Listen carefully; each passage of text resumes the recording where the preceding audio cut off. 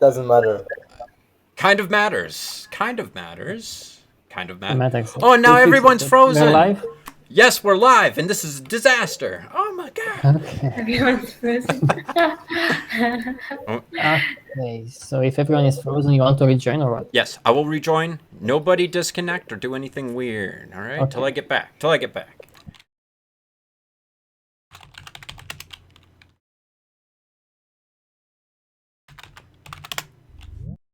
Okay.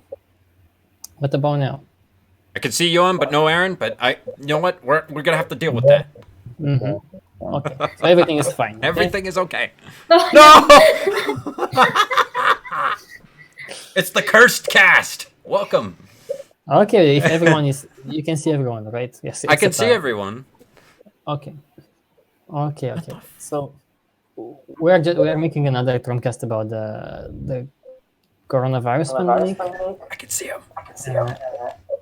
Yes, we can see you, Johan. It's just that I can hear myself, probably. Can you mute your mic? Everybody is frozen for me, but it doesn't really matter.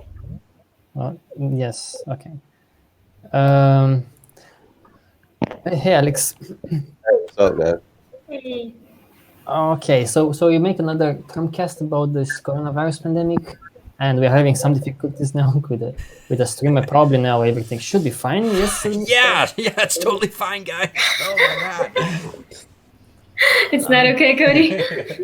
I think we're okay for now. We're okay. It's still the cursed cast, but just hang tight. If you stop seeing any of us, just let us know, okay? Yeah, guys, anyone can join if you go to tromsite.com/chat or ask questions there. Last time when we had two TROM-Casts about this pandemic. First, we named it pandemic because we wanted to talk about the pandemic, and then we said let's make one about named quarantine because it's like now we became quarantined. And I joked last time, I was like, what if we make another one called infected, the next one? Maybe one of us gets infected. And it's Winner. this guy there made it work this for us. Because apparently he might be infected. It's very likely he is, or he was. I probably still am, I don't know. But I was. So we will talk about that. But before we talk about that, I want to say that so for the past TROM-Cast, every TROM-Cast, the number of cases are doubling. It's quite weird. It's like last week was 500,000. Now it's like over 1 million cases. And we keep on saying this. Probably next time, if you make the next week, it could be 2 million. But then could there be like 4 million and 6 million? I don't know, because that's how exponential growth works. So yeah, it's interesting how far it exploded. And of course, these numbers are just official numbers. There are a lot more infected people. So I'm definitely not counted in that. Exactly. And we have 7 here, which I'm not part of that. Yeah, because that's what we were getting into now. Because so Johan, for those who don't know, he translates our stuff into French. He knows about Trom for many years now, and he even visited us here like 3 weeks ago. Look, he has a hand there. Yeah, we gave him a T-shirt with Trom hand, and we sent him to Barcelona to get some viruses, you know. And he left the day before quarantine began. Hitchhiking too. Yeah, kind of that. So yes, he was lucky. He was lucky. Lucky or unlucky? Otherwise, he would stay at Theo's place. And that's unlucky. Yeah, because Theo would be infected now, maybe. I don't think he got it from here. So that's Who knows? Tell us a bit, Johan, like so where are you, and give us a bit of some updates. I came here in Barcelona to do a volunteering experience. It's called Workaway for those who know. I'm basically working for food and accommodation. I don't get paid. It's kind of a part-time job. I travel a lot like that. So I arrived here to work, and literally a day after I arrived, all the people who really work here got fired, and they accepted to keep us here, but we don't have any work to do anymore. It's in a hostel. I'm in a hostel. I was supposed to welcome guests or whatever, enjoy the party with guests. But basically, all the guests have been kicked out. So I'm here in the hostel. Normally it's 70 beds, but we are 7 volunteers here. I mean, eight volunteers here, and we're quarantined. And I mean, it could be worse for me. I'm not going to complain. We're just 7 people not having so much to work, and we still get food and accommodation. So I'm not going to complain. But we met a lot of guests before, and I guess at least one of them had the virus because all of us got it. And well, Yeah. So when did you have the symptoms? first symptoms, I think 2 weeks ago. I didn't really like. It's hard to keep track of days because we're just stuck here. But I think it was 2 weeks ago, first symptoms, and I was just started coughing. Not particularly hard, but really regularly. Many people around. And then we developed different symptoms. Like altogether, we probably have all the symptoms that you can see on the internet. I only had cough, a lot of it, and I'm not used to that. A lot of coughing. But one day I had a bit of problem to breathe, and I started being a bit scared. But it lasted like 2 or 3 hours. I couldn't take a full breath. That was a bit scary. But like 3 hours later, I was fine again, and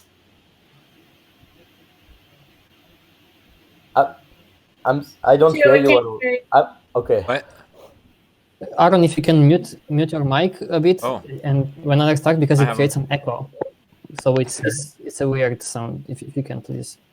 Sorry. Okay, he's got it. He's got it. Yeah. So you had difficulty breathing, huh? Like Yeah, that? just like it started being a bit like that, and I was a little bit scared, but it lasted maybe 2 or 3 hours, and it was just before going to sleep. So then I went to sleep, and the morning wasn't this anymore. Then I just kept coughing a lot, and it more and more, but no pain, just a lot of coughing and hard all the time. At one point, I had really struggled to talk because every time I was about to talk, to speak to someone, I was needing to cough. Like it was just tickling, and I needed to cough, but it wasn't scary because I didn't have problem to breathe anymore. And that's been lasting for 2 weeks, and I think today is the very first day. I think I didn't cough once in the entire day, so it's definitely getting better. That's great. No need to worry. Yeah, I've seen people. At least half of them lost their sense of smell and taste. Like really, all of them. They really can't smell anything, which is really weird. I struggle to understand. They put love, and perfume, and they don't smell anything. That's pretty weird. Wow. I heard some people have only that symptom. Yeah. Well, I've that's heard kind some people from you. two of them had fever, but it lasted just for one day, and it went better. So yeah, right now one of the girl here has stayed in bed the last 3 days, but she didn't have fever. We did several times, but she was really, really, really tired all the time. That's what I've heard, because it's like you feel so tired. Yeah, So I've tired. heard many people, like one of our ex-manager, I guess, because he's fired now, but he's still in touch with us. Was here just before we go into quarantine, telling us how it's going to be for us, and we've seen him once since, and he told us that in between, like the beginning of the quarantine and 2 or 3 days ago when we seen him, he was really sick. He got the virus as well, and he was 6 days really like he couldn't move out of bed. He didn't have so much fever or so much, but he was totally like exhausted, no strength anymore. That's the So interesting different part symptoms. here. That how many people are like you out there, because there are lots of people Oh, like yeah. that who don't get officially diagnosed with the virus. Oh yeah, sure. I think the numbers are way more. I mean, not the death number, because obviously people who are about to die go to the hospital, but like we are told not to go unless it's really, really dangerous or whatever, and like we're not scared. None of us are scared.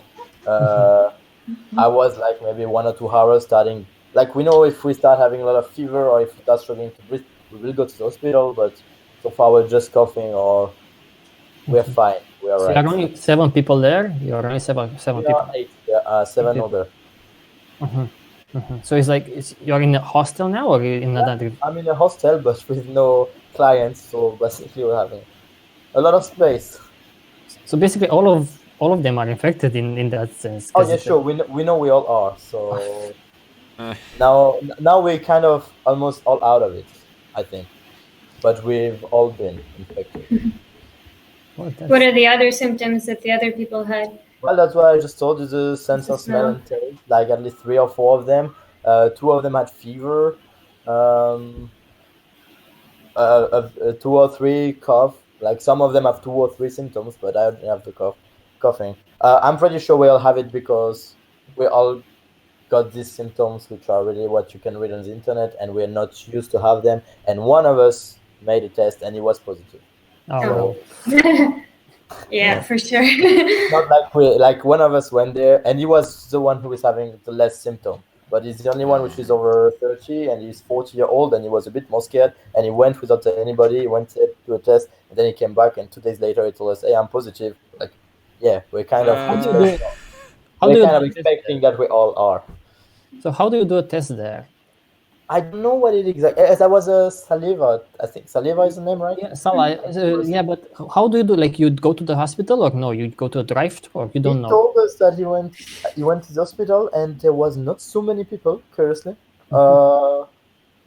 he kind of totally isolated himself from the rest of us. It's the only one where communication is not going really well, actually. But from what we've heard, he went there.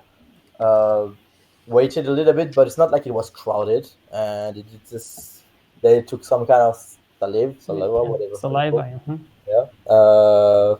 And 2 days later, they sent him a message like to tell him, obviously he's not going back or whatever. Tell him he's positive and what he can do, and he will probably have 1 or 2 other tests.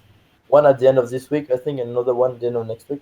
And if things don't get worse, he should just stay alone. Isolated. Yeah, sure. When did he do the test? I think a week ago. And the hospital wasn't crowded. That's what he said. At least for the tests, like at least people doing tests. I don't know. Then the rest. That's what he said. People are in quarantine, probably. That's why no one will go to the hospital because it's even a risk to get it from there. Oh yeah, sure. That's the thing. Like right now, we know we're kind of all sick. So, but we know. I mean, we're all getting better. It's not like we're worried, but we're being really, really careful. We try not to go out at all. So we did one big shopping and really carefully because like we're probably all going to be fine, but we don't want to spread that around. You wear masks if you go shopping? Yeah, sure. Actually, only one of us had a mask, and she's the one who went for the for the shopping for everybody, and for a week, and we'll see. Because you cannot find really masks there to buy. We have a pharmacy just in front of us, and so the mask is closed, which is really good. Really this year. So how is Barcelona overall? So it's completely empty now. I haven't seen anything of Barcelona. Oh no, you haven't been. Actually, they are making fun of me because they are here for like 2 weeks or 3 weeks, and I just arrived, and I had the first night shift, so I couldn't even go out during the evening when I arrived. I had to work, which wasn't part of the plan. But one of the girls who was supposed to work was scared that there's going to be quarantine, so she went back to Italy really fast, and I had to work the first evening, so I didn't go out. And the day after, they closed everything. So Barcelona from my street is cool, I guess. No, but I was asking, like, how is Barcelona now? Like, in terms of, like, it's probably empty, right? Everybody's quarantined there, right? Actually, there are more people in the street than you would think. A lot of people with the dogs, first of all. They're all going up the dogs. So you're seeing everybody with the mask, or most people, and you're seeing mostly people staying distant from each other. It's not like having a crowd of. But you're having, if I look out of the street during the day, I will always see someone. It's not like it's theater. But it's a really, really huge city.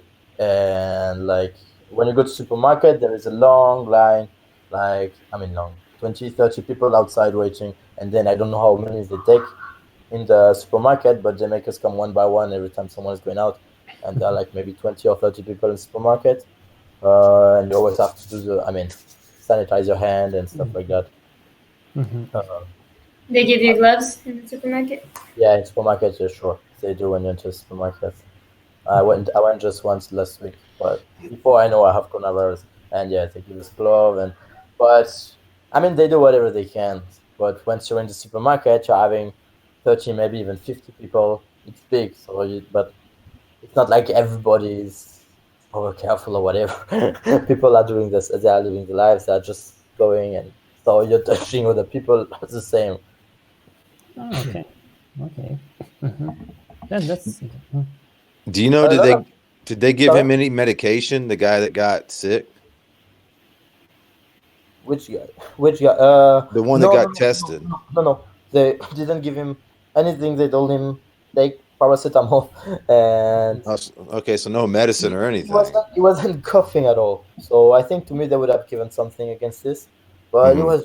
he was just losing sense of smell and taste, and he felt a little bit tired, and he went straight away, and he was positive. So Yeah. they just told him stay there, paracetamol if you feel bad, and that's it. Yeah. Okay. We're going to ask him more questions or something, but I was curious now to Alex, because you're in US. Last time we talked about, and now US is kind of in the main headline there, being the most infected people out of any country, and lots of deaths. I think yesterday I had almost 1,000 deaths in 24 hours. How are things there though? Well, they finally locked down. I'm in Virginia, right outside DC, and they locked it down 2-3 days ago. You really don't notice a dramatic difference yet. Still, I mean, the main shops and stuff are closed, but you still see a lot of traffic out and stuff like that. But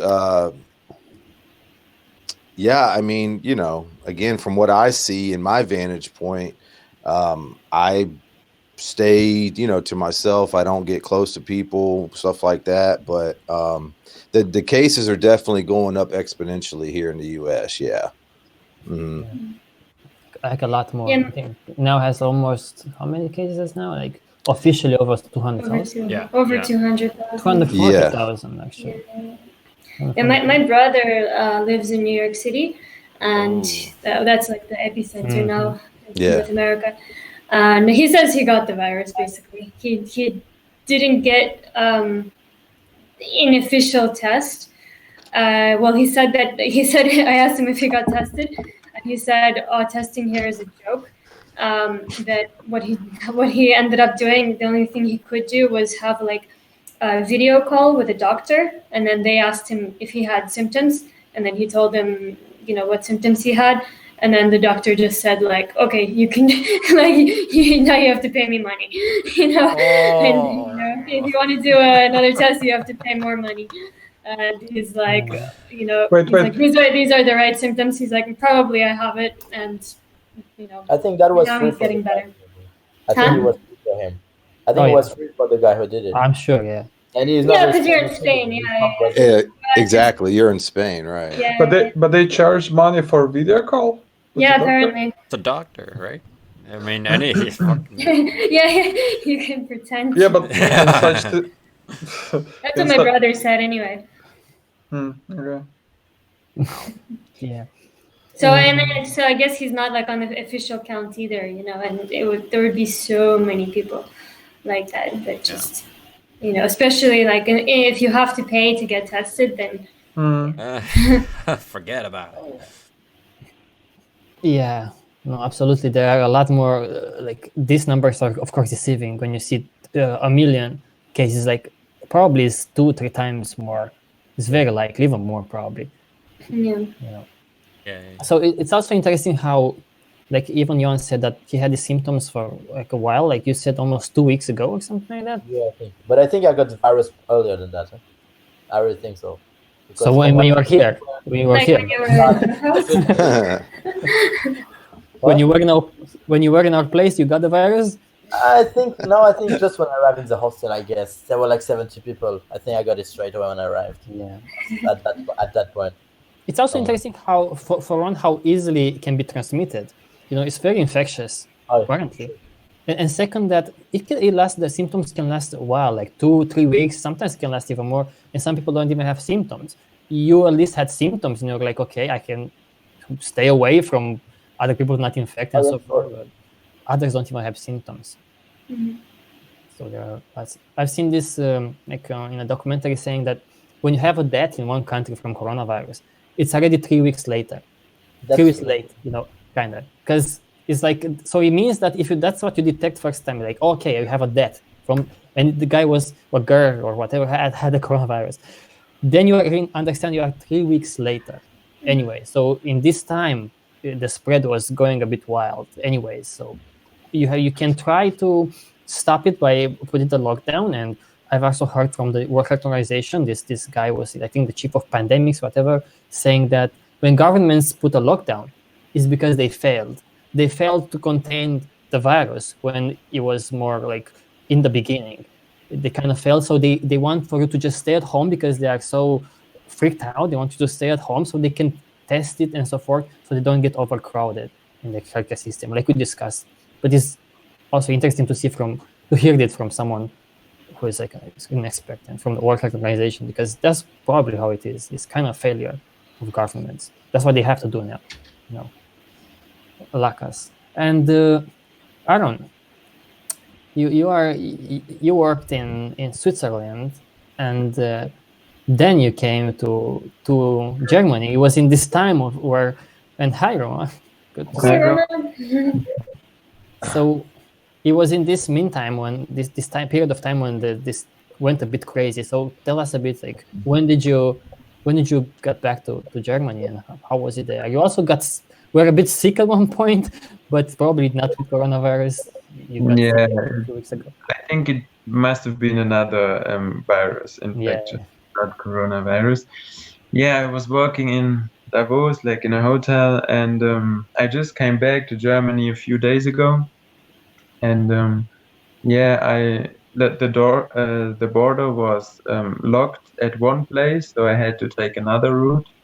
But then I could take the train to get back to Germany, and I mean now I'm staying at home and just. But you work in a restaurant, so you interacted with people basically. Yeah. But you didn't get any test or anything like that coming back to Germany, right? Yeah, no, I didn't. I had to do a test or so. In the restaurant, they told us, because of course, like that was the point of time where it started, like, to get really crazy. Also in Switzerland, like suddenly they closed all the ski lifts. Like all the ski lifts in whole Switzerland were closed from one day to another. And also in the hotel, some hotels closed already, but we had a few days open longer. So, but then we also had to keep the social distance. We also had to place or sit the people with 1.5 meters distance on the table. And then of course we always had to clean our hands, wash our hands, do these kinds of things. But of course, I mean, in restaurants you have contact with people. You can stay away 2 meters, but you never know if somebody has the virus. Well, now you are back in Germany, and now Germany starts to have more and more cases, because we were wondering last time, what happens in Germany? Because Germany has more and more cases, but very few deaths, And I've seen I've read a bunch about this and so forth, and we've seen some documentaries and so forth. And it's very likely, they say, because in Germany, the average, the age of the ones who get infected is very low compared to other countries. So they say it's very likely young people like you coming from other places, either working abroad or traveling, coming back with the virus, but they're quite young, so they got detected, because in Germany they do lots of tests. I think they do around 500,000 a week. Last time that I've heard. Yeah. So that's why, you see lots of infected people, but not many deaths. However, now it's getting more and more into hospitals and so forth. So even Germany ramps up the death toll every day, almost 100 deaths and so forth. So yeah, it's interesting to see what will happen there. If they will get overcrowded in hospitals, because Germany has one of the most prepared for such things healthcare systems, as far as I've read. They have, in comparison, last time that I've read, they have around 8,000 intensive unit beds, Spain has almost only 4,000 and so forth. So to compare it, Germany has double. Of course, the population is also larger. As far as I know, I think they said 30,000 intensive care beds. Now, but yeah. some are like taken by some like other people who have other diseases also. Mm-hmm. You also live in a small village, right? So, Yeah. but you also can go out now. Officially, can you, or you just go because you do illegal stuff? No, it's not like you're not like you should stay in, but it's like yeah, I'm not breaking the law or something. But of course, you only should buy or do necessary things like going to the supermarket and that. But I'm just going for a walk in the forest, so I'm avoiding like places where you don't. Mm-hmm. I mean, yeah, most people are staying inside. Mm-hmm. Mm-hmm. Yeah. Well. Okay. Yeah. That's interesting to see how this will evolve in Germany and in Europe so far, because Italy starts to like drop down in terms of cases. It's not kind of stabilize. Even that has a little bit less. Spain is still going a bit high, but they kind of stabilize. Italy and Spain. Hopefully. Hopefully, yeah, but the data kind of suggests that. No, but what about Roma? You are from Russia, right? So what's the situation there? How are you? Hey, hola amigos. So today we learned that we still be on the quarantine until April 30th, I guess. So at Entire least, month. yeah, at least all month under the quarantine. So it's not really strict like in Europe probably. So they are still trying to create laws in place to patch everything around the new quarantine stuff, like to make some fines for people to pay where you break the quarantine or not sitting home or went to the places where you not should be at this time. So what town are you in? And Aaron, can you please also like mute the mic a bit because you have your icon. So what town are you in? Sorry, what's the question? You're in St. Petersburg, right? Yeah, right, of course. So it's like second big city in Russia right now. So and basically we are all just asked to sit in home, so it's like a recommendation right now here. So but I've heard that it's probably only the beginning of the all the infection and so on. So we are on the level right now where the Europe and this countries like Spain and Italy was in the very beginning, I guess. So at least about today it's 2,000 people infected or something like that, and it started to grow rapidly day by day. So basically we have a chances, if we do things badly, we have all the chances to have this kind of count and amount of people to be infected in the near future. So that's why they started to make this all quarantine stuff very strictly for all the people, and to make some guys to pay for that. So it's a good question again about the economics here, because now Gav's people tell us that that people should sit home, not working either. So it's like only those who can like do the things remotely should work. But for example, some people who work at plants, that their production lines and so on, so they should not. They should just sit home and not working. And this is the all the companies and stuff who should pay for the to people while they just sitting home.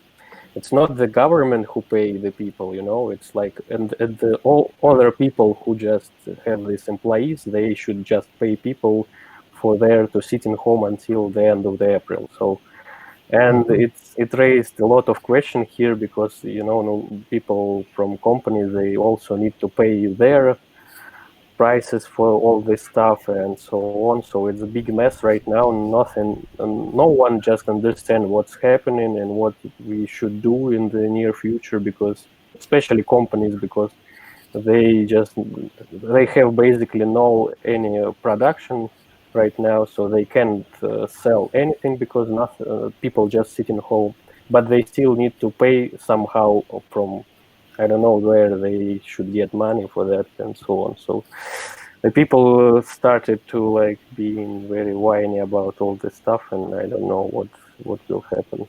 See the stupidity of our society, exactly. of us just staying home. We still have the staff and whatever the resources, but somehow we cannot deal with that. It's a big problem. Like I heard today, airline companies, they are getting bankrupt now because, well, they have the planes, they have everything, but they cannot fucking pay their employees because no one is traveling. And I'm like, in a sinner society that's not based on these crazy trades, this would be even a good reason to just just protect the resources. Like, oh, let's keep those airplanes here for just a month.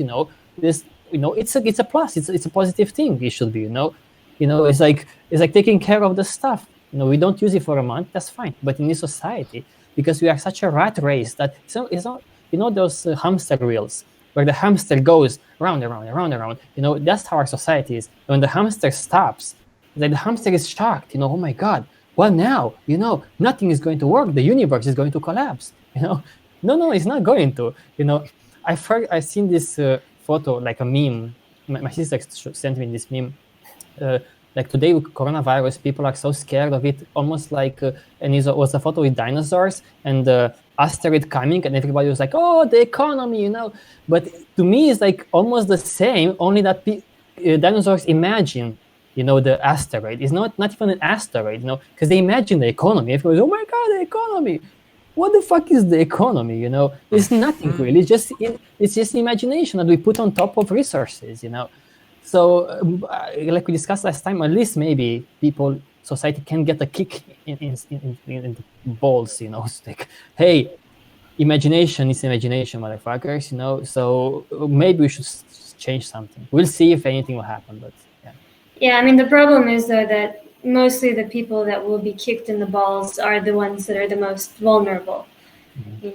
People, especially people, that rely on paycheck by paycheck, even day by day. They rely on the money they get today to pay for their food and their accommodation.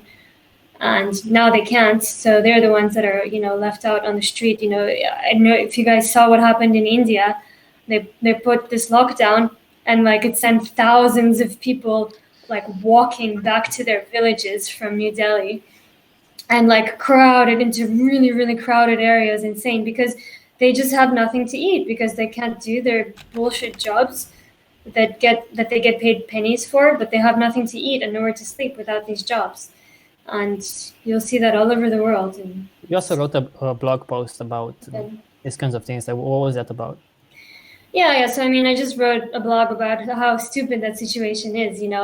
All we're asked to do is just sit home. It shouldn't be such a bad thing, really. And we still have essential businesses going. We still have resources. We still have food. All we have to do is just try not to get infected and try not to infect others. But this causes a huge, huge dilemma because, oh my God, if I can't have a job, like a bullshit job, to trade my time, to get this fucking money, so then I can trade this money for other stuff. If I can't do these trades, then I won't be able to get the food. Mm-hmm. And it's like the food is still here. So, we need to figure out a different way for people to access food and basic needs, basically. And and I just wrote how ridiculous it is. And the ones that will be the most hurt are the poor, and especially huge, huge amounts of poor people in third world countries that rely on, day-to-day earnings just to feed themselves. Mm-hmm. Yeah, exactly. And Cody, because I didn't ask you officially, like, what's up there? Huh? You said that is not that much of a concern now. Huh? No big deal up here in Canada yet. Although I did talk to a telemarketer of sorts in New Brunswick today. Don't ask me how that happened, but he told me that they're on lockdown over there. That they've so I don't know if it's like municipal cities are taking charge, but right now it's almost like your grocery stores, they're starting to put up like shields and stuff around the cashiers, and buses you can't get Yeah, on we at the have that. front. Yeah, they're doing like that kind of stuff, but I don't think like it's still like last week. It's still la di da over here. Like I'm. You're not afraid of the States? Like, oh my God, Well, I mean, oh my God, don't let those New Yorkers in there. so I do have a close link. What would that be? Like a degree removed from me. There's some traveling happening between the States and Canada here. So like they're still letting some people through frivolously, but I'm not sure what that's about. But that seems like okay, that's kind of weird. My sister's a little freaked out about it, a little more strict on that. So those people don't get to go visit her after they return from the States. They get to put themselves in quarantine. Although, okay, it is now. If you are coming from abroad, you are supposed to quarantine for 14 days. I think that's like a legal requirement now. But there's no like general. Like we're still up in the air. I'm not sure if people did end up getting money on April 1st. Like it's still very confusing. Like what the hell is even going on? In terms of like how people are supposed to get paid and stuff who are told to stay home. So I mean, yeah, I mean, Yeah, because I've seen in for example, in Spain, for the past few days, almost a million people lost their jobs, and half of these people only did this kind of like day-to-day jobs, didn't have contracts and so forth. That's just in Spain. And I think in US it was Official numbers. Yeah, official So numbers. there will be so many more unofficial ones. I think in US it was like 300% increase or something in terms of like people applying for unemployment benefits or something like that. But so it's exploding in multiple parts. It crashed their sites and stuff, like just as predicted. So I mean, yeah, it was a disaster. Is actively a disaster. What's in Italy?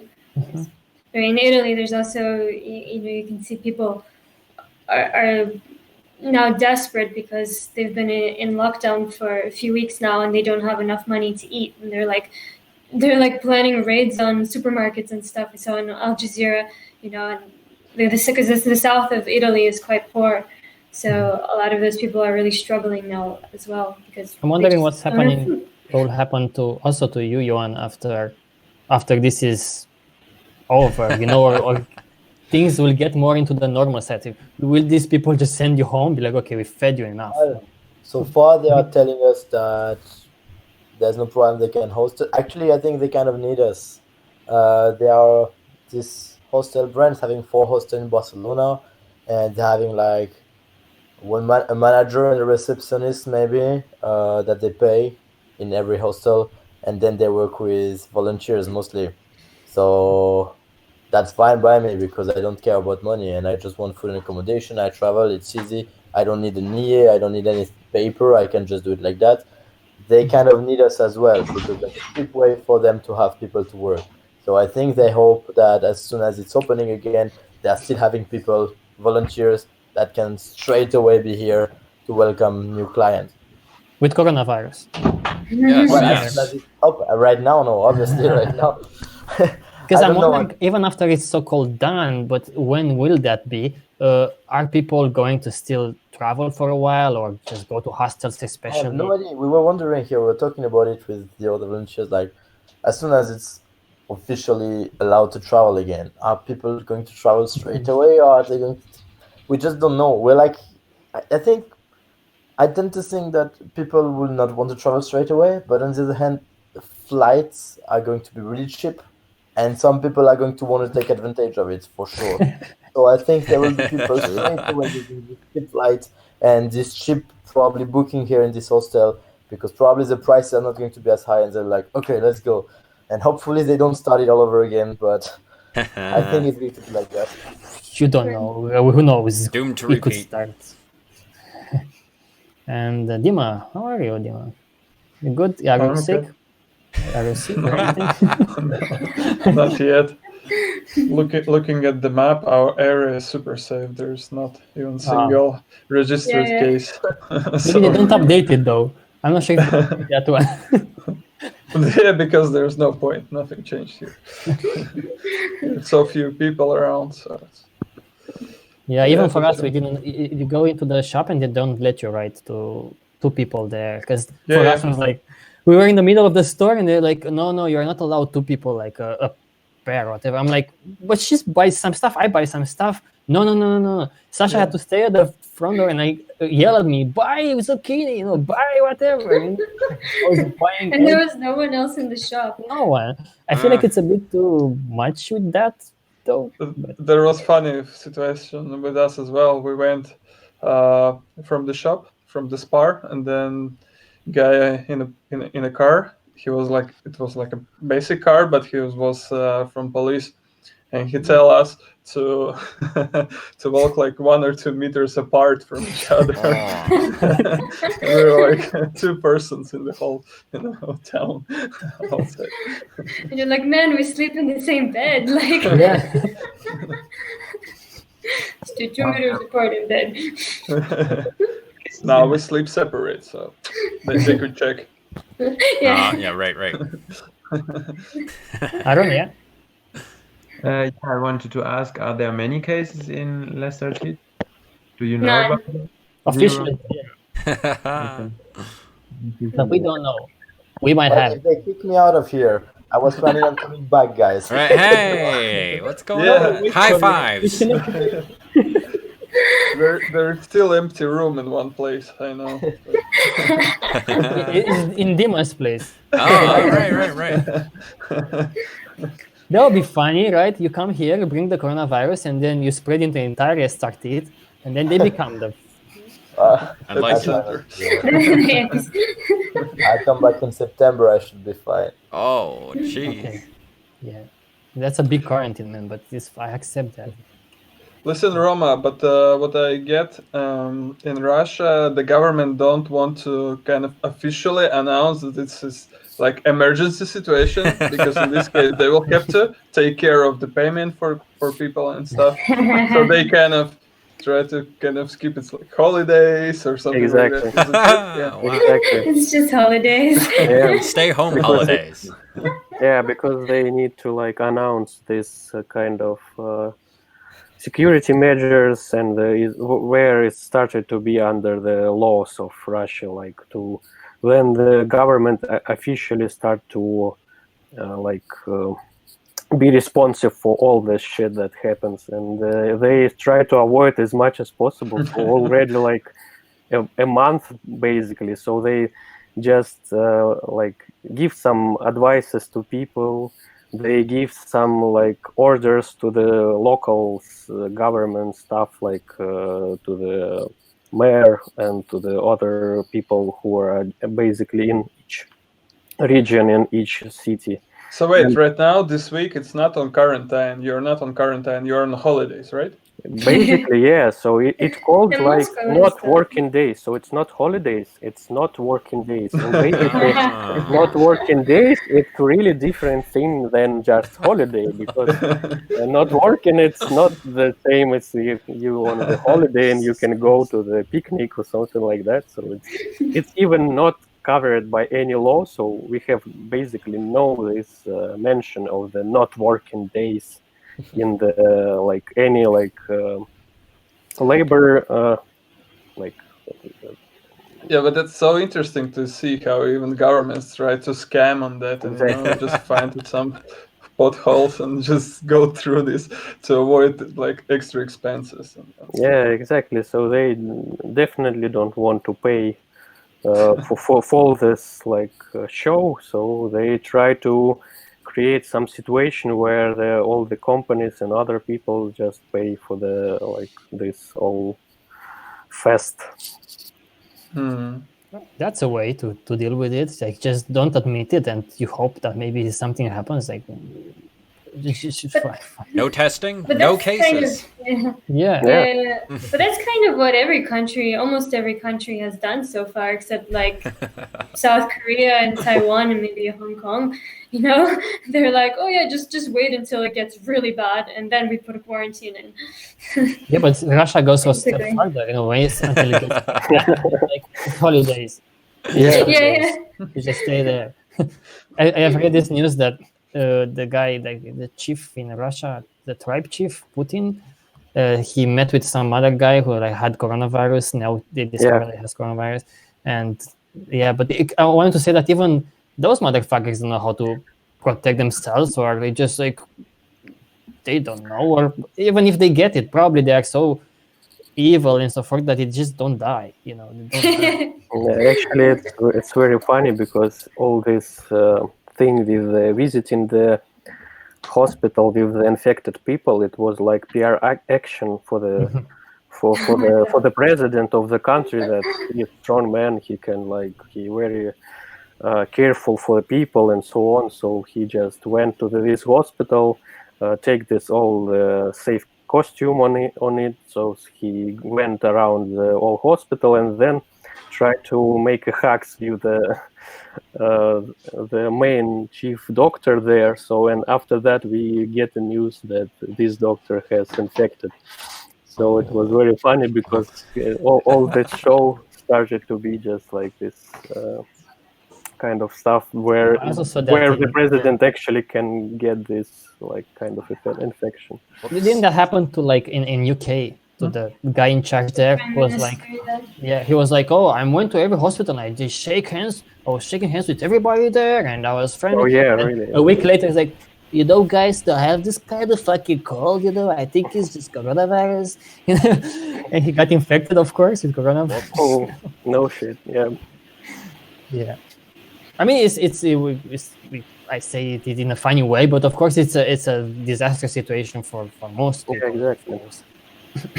And it's like very representative, like where even government try to avoid any expenses on all of this shit. So, and because they really understand the probable like situation after all these things will be like lockdown will be left and so on. So because now even this month of people sitting on holidays or not working days, it's basically can be disastrous for the economics of the. We have even not good position. I mean, in the place of all this money stuff and currency dropping because the oil started to be not so expensive, but we depends really a lot of the price on the oil and so on. So, and after that, it's like people just sitting home, do nothing. Basically, it can be disastrous. That's why they try to avoid this position as much as possible, because even they realize how it can be disastrous. It's always like if an alien will hear you and say that when you say that people staying home and that would be a disaster, of course it will be a disaster because of this stupid society, Exactly. not because we need them. We don't need all of those useless jobs. And I think Cody is like it's a really bad noise. Is it from you? I doubt. I will hunt down the noise to you. Okay. I don't hear it. Well, anyways, it's okay. But that's interesting. Will people start to see this connection? That we've got all the resources, we've got everything, but we don't have money, and it's like all this ridiculous situation. Like you made an example with plane. So why this? That was like one of the first thing to me, like when all this coronavirus like really expanded, and there was news about some huge corporations going bankrupt, and it's like so weird because they've got like so much stuff, even the planes. Okay, they've got like hundreds of planes. They're ready to fly, and right now all they need just stand for months or few without work, and only because of that they're like bankrupt. And how it's possible, like how it's even work, like the huge corporations which operates billions and of dollars. Yeah, because they could go so easily bankrupt in such short amount of time, like a small interruptions in their service and everything collapse. Yeah. I think it's just wrong in the core basis. It just shows that economics is so vulnerable and it's not working at all. Yeah, absolutely. And I agree. Sasha, your mic is really kind of bad, so you turn it down a bit, just a bit. Okay, that's it. Yeah, and Alex, did they say that like US will give money to people now, or what was that about? Did you know anything about that? Yeah, the only thing I heard is that they're supposed to give like $1,200 a month to people, which I saw somebody did the math. That's basically the federal minimum wage times 40 hours. That's what it would amount to a month, basically. But nowhere in the U.S. you can live off $1,200 a month. I mean, very, very little. So yeah, that's the glaring thing to me with all this is the economics of it. It kind of shows the irony and the fallibility of the system. And so yeah, it's interesting. But that's all they said they're going to do in the U.S. I was kind of wondering some of these other people in Germany and Canada and stuff like that, what they were talking about doing financially. I heard Canada was going to do something like $2,000 or something like that. I don't know. I've heard, that's all I've heard is just conjecture right now. So right. Will they give you some money to you, Cody? You're not working. Oh, that's the thing. I don't. They're not telling it. Like, this is the thing. It's all up in the air. It's like, I think I'm supposed to get money. You're not worth the citizen. Oh. That's the funny part, because they will give money to people who. They won't give money to people who don't work, maybe, because I've seen that in Spain too. Yeah. Hold on, aren't those people still in fucking need? Like, how about that? Yeah. It's all one of the funniest situations also in African countries like Kenya or Gambia, where they forced people to stay at homes, but they don't really have homes. It's like some kind of shelters, and there's like 10 people, and if they cannot even physically stay there, Yeah, in South Africa too, they had a lockdown. Yeah, and they went really hardcore with like trying to get the Navy into the streets, and like people are like, "What? You want me to stay at like 12 people living in this little tiny room? Like, we need to go like walk a kilometer just to get fresh water, and you want me to wash my hands? We don't even have soap, And I feel like in really poor countries, I mean, if you have a lockdown like this, I mean, what's going to happen? You're going to have a lot of people get completely fucked because they won't have enough to eat. You probably won't achieve anything in terms of slowing down the virus. I doubt. I mean, I would like to see how this will play out, but I doubt, because people are already so crowded. They already have, 3 billion people don't have access to proper washing facilities. It's because isn't the idea of a lockdown the fact that our healthcare system it's okay, but we don't want to have it overwhelmed by so much influx.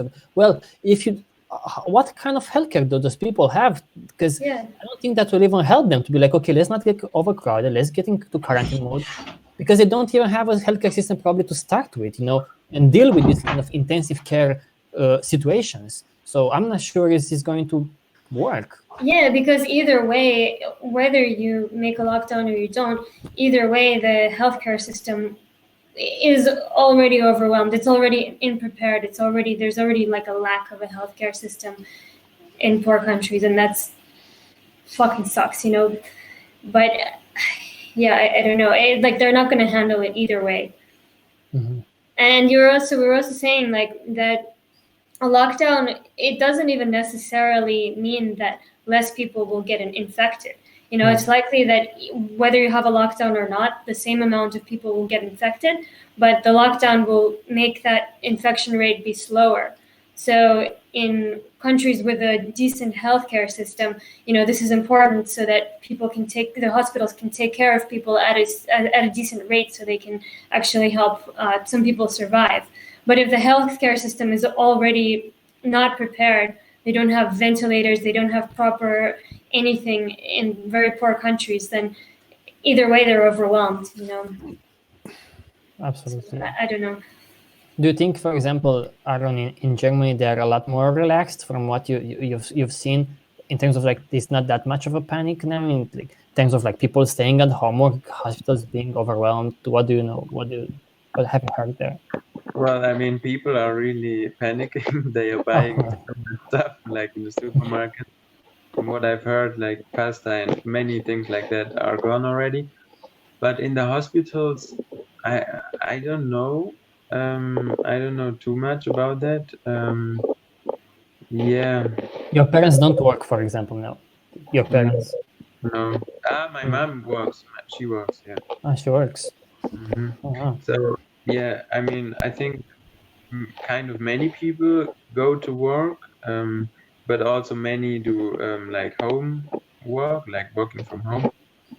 And yeah, like I think the governments try to keep the economy working. Somehow they are also like pumping billions of euros into the economy to help like small businesses and I think also big companies. So Because I've heard this news that is tragicomic in a sense that this guy in charge of like Germany's economy or whatever killed himself because he was extremely stressed out because of the economy, so he couldn't handle it. So they found him dead, and they suspect that's very likely he killed himself, which is to me is crazy. It's a bit crazy. Like what in the fucking world if I you were to do this?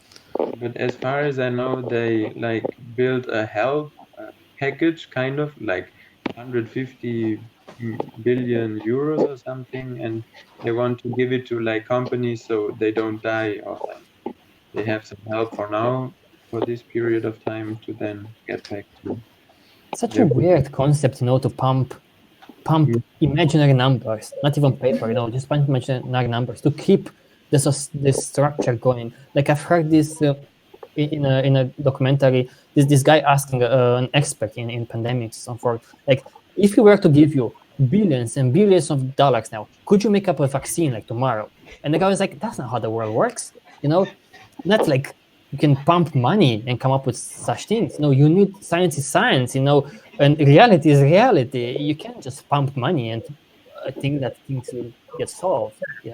Same here. The same guy was like, what's funny? Because we're talking to governments saying, hey, can you, and I don't know if you can, yeah, hey, can you give us a few $100 million to be prepared for pandemics? And the governments were like, that's too much, cocksuckers. No, we don't give you anything. We just give you 60 million or whatever.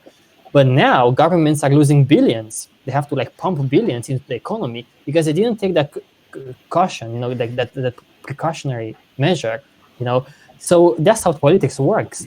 That's how, if you hear from any experts, and we've seen a lot of videos and documentaries these past weeks, you hear from experts, they know what the fuck they're talking about. They never got surprised. It's not like, oh, we're so fucking surprised now. No, they know exactly. But politics is like, it's this funny thing in Romania. Every winter they get surprised by snow. It's like, oh, our authorities got surprised by snow again. They're not prepared. Motherfucker, it's winter. It happens every year. Somehow they get surprised. That's how it is with governments. Oh, we got surprised. But all of the experts were telling them the same. Hey, such a pandemic will come. So let's be prepared. Let's have enough stuff to be prepared, like masks and ventilators and so forth. So you see, that's why when it comes to decision making, when politics makes decisions, that's how it's going to look like. When experts will make decisions, we will see a much better outcome because they know what the fuck they're talking about. See?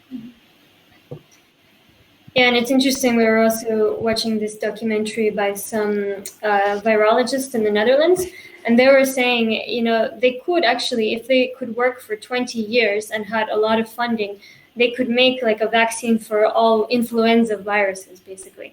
And they were actually predicting that a pandemic would actually happen from influenza, because that's actually quite likely as well. So this would be huge, a really, really great thing that we could do is create a vaccine for all influenza. And they're like, yeah, we believe it's possible, but we need 20 years pumped into this, and research and money and funding. Yeah.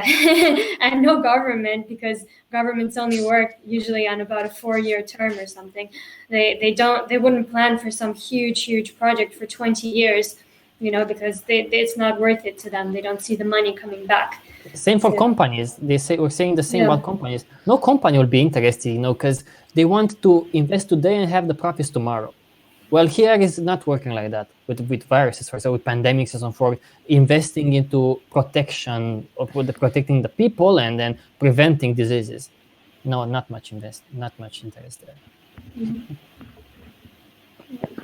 As a side note, there's now a petition, like people signing something for a universal basic income. Oh, wow. In Germany? Yeah. And it needs, there's a quorum of like 50,000 people needing to sign this.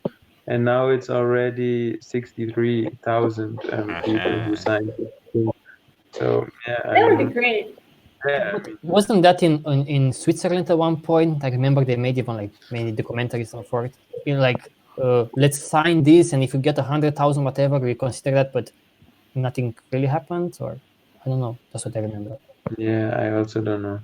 I don't know. Yeah, but with this petition, this means nothing. It's just it means that this problem or this issue will get somewhere, and maybe will be discussed between politicians, and maybe after they would start to think about implementing it, but it's very long term. At 100,000 signatures, they can tweet about it. That's right. An official will tweet about it, and probably because that's how the politics works. They papers and then discussions, and because then when there's like they reach amount of this, when the people got the signatures, and for each country they've got like certain amount stated in law how much signatures could be, so that some politician could take it and start to work on the law and implementing and discussing it in the parliament. But at first, as soon as they reach this, they need to find a politician or political party who will take this case and who will start to work on it to kind of propose it into the parliament. At least that's how it works in Latvia, I know for sure. And the thing is, if even 1 million people sign some papers, but no of the party would want to kind of represent this topic, it would go into nowhere, because that's how it works. So there should be at least the interest of one party in the parliament, in the government of parliament. Yes, complete. Yeah, definitely. But what do you guys think? Like, could this be a solution for now? Since I think this virus situation will be like a few months or maybe even 1 year or something. Yeah, to me, that's what's interesting is that if this continues, that they're going to be governments are going to be forced to do something along the lines of UBI, because there's really no way around it. I mean, obviously what most governments are doing now is patchwork, kind of like we've been saying, So like in the US, for example, they just signed a $2 trillion bill.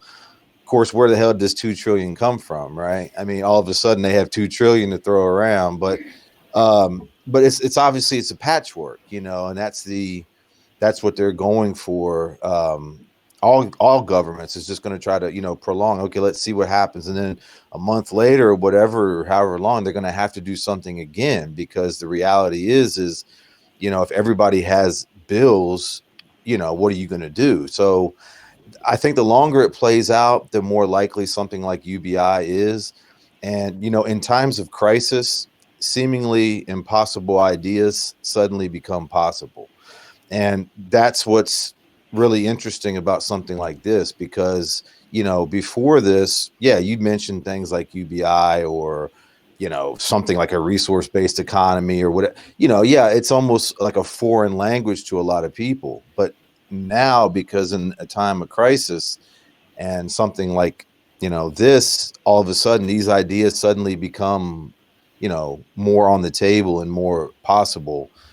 So it's interesting to me. And well, I think that such ideas are easier now to grow inside such groups. Right. I also think that politics is such a venomous snake, so they will maybe offer these kinds of things at the expense of other things, even if they will do so. Maybe for a limited period of time, maybe with all kinds of conditions in place. Like, I would be concerned if in Spain they would say, for example, well, we give you €1,000 a month, but you won't have access to free healthcare, for example, or you have to pay for the roads when you go, like more taxes, or in a way that it will be even harder for you to survive. So this can also be. So don't ever think that politics probably will be so keen to implement this pure form of UBI. In the pure form, I think it's a great idea for now. It's a great patchwork to like eliminate a lot of suffering for poor people at least. But I don't. In reality, I think it will be so convoluted, so complicated, and so I don't know. I doubt. I know you're exactly right. I mean, exactly what you're saying. I agree. Governments, companies, all this stuff. If they give you $2, they'll find a way to take $3 back. Get it back. So yeah. Yeah. I would also add that maybe not only politicians, but also people might think, oh shit, I lost my job because of coronavirus.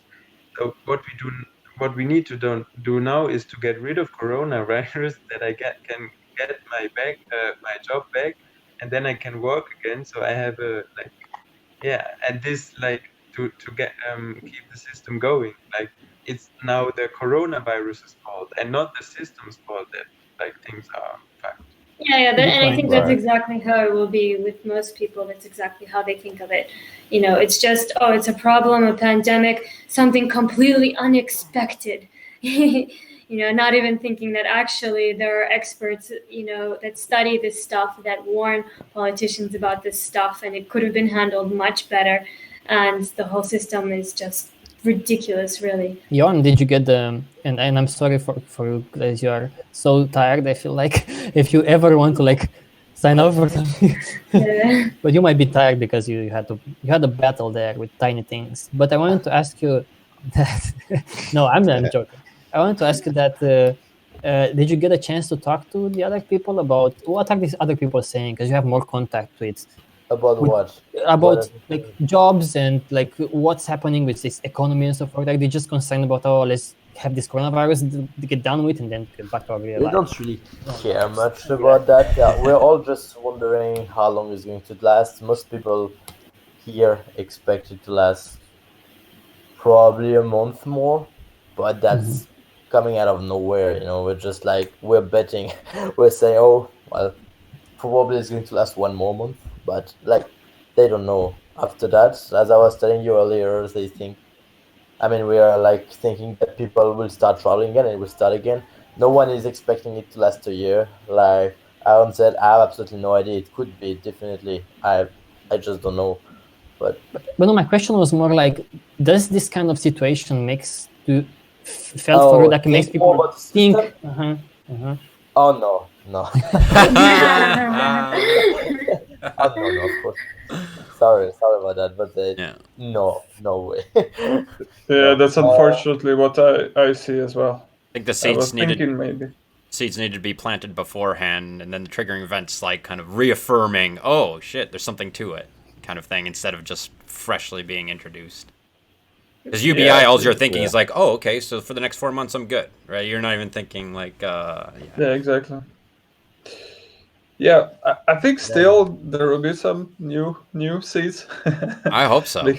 Because of this, and still there will be some new open-minded, but probably it will be on a very tiny scale. I don't know. Yeah, most of the people, they just don't really care about the whole situation, why it is and what can be done and why it's not working and so on. I'm surrounded by people who are just like me. 20 to 25 years old, traveling, getting food and accommodation. So they are not so worried about the future. Right now, whatever. Sure. No, but we're just 8 here doing the same thing. We're all traveling and we're just getting food and accommodation. We're not getting money out of our work, and we don't have much to worry about at the moment.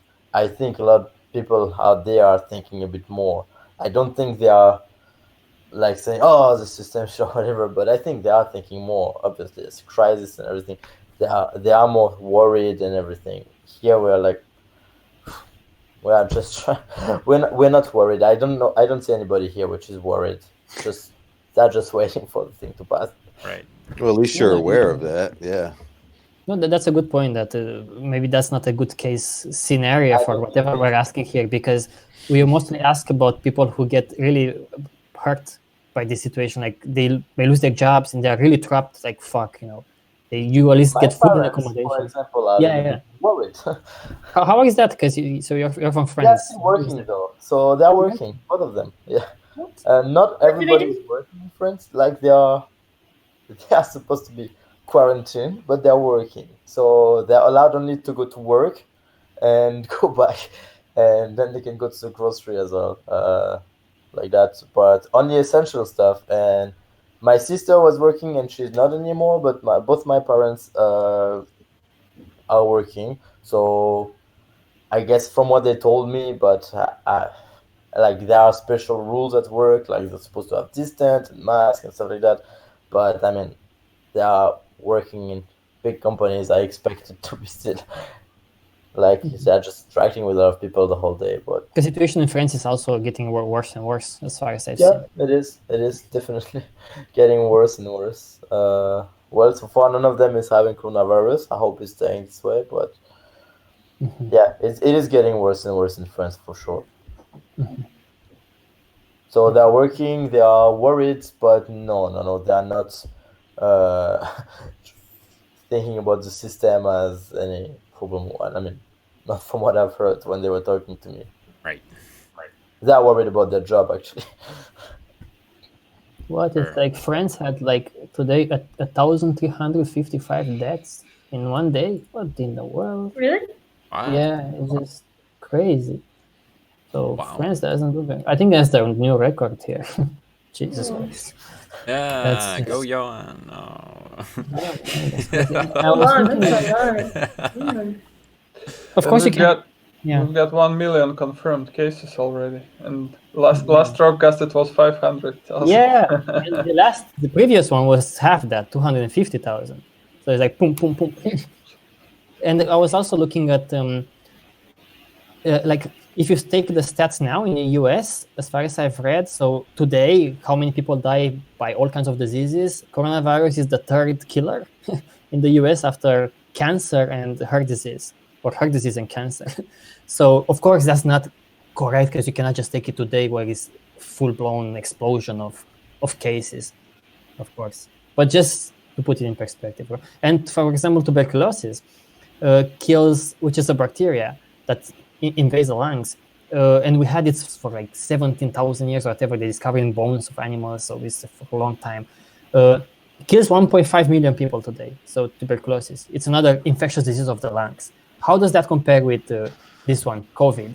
Well, actually, if you look today, COVID is much worse than tuberculosis. But if you look at a longer period of time, probably it won't be as bad. So I'm just saying that there are other lung infectious diseases out there.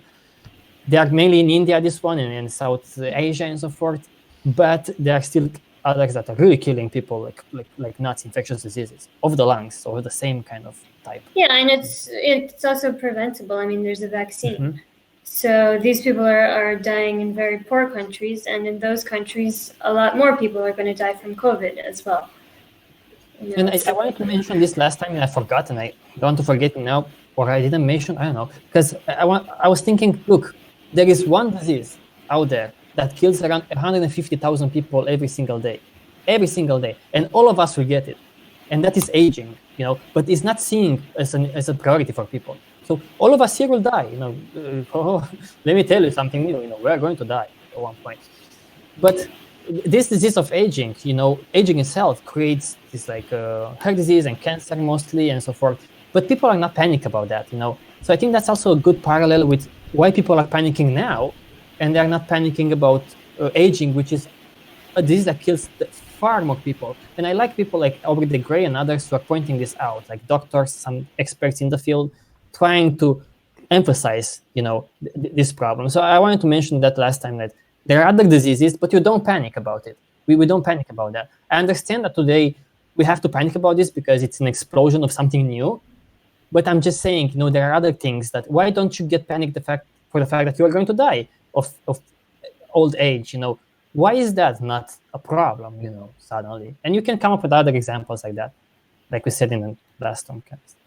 Yeah, I mean, most people don't see aging as a disease, because they're so used to everybody ages. It's just a natural process of life. And this research on aging is quite new. And quite. Yeah, that's what I'm saying. Like, even you guys, even you two, and you really like to speak about this idea. Can you accept that aging is kind of disease? It's not like natural thing. I mean, disease is natural too, right? Yeah. Like, it's just like the way of life. I mean, maybe it's when you read these studies and you logically understand it, but still, can you kind of accept it like truly, because it seems so natural, like I think maybe that we're getting old and everyone getting old.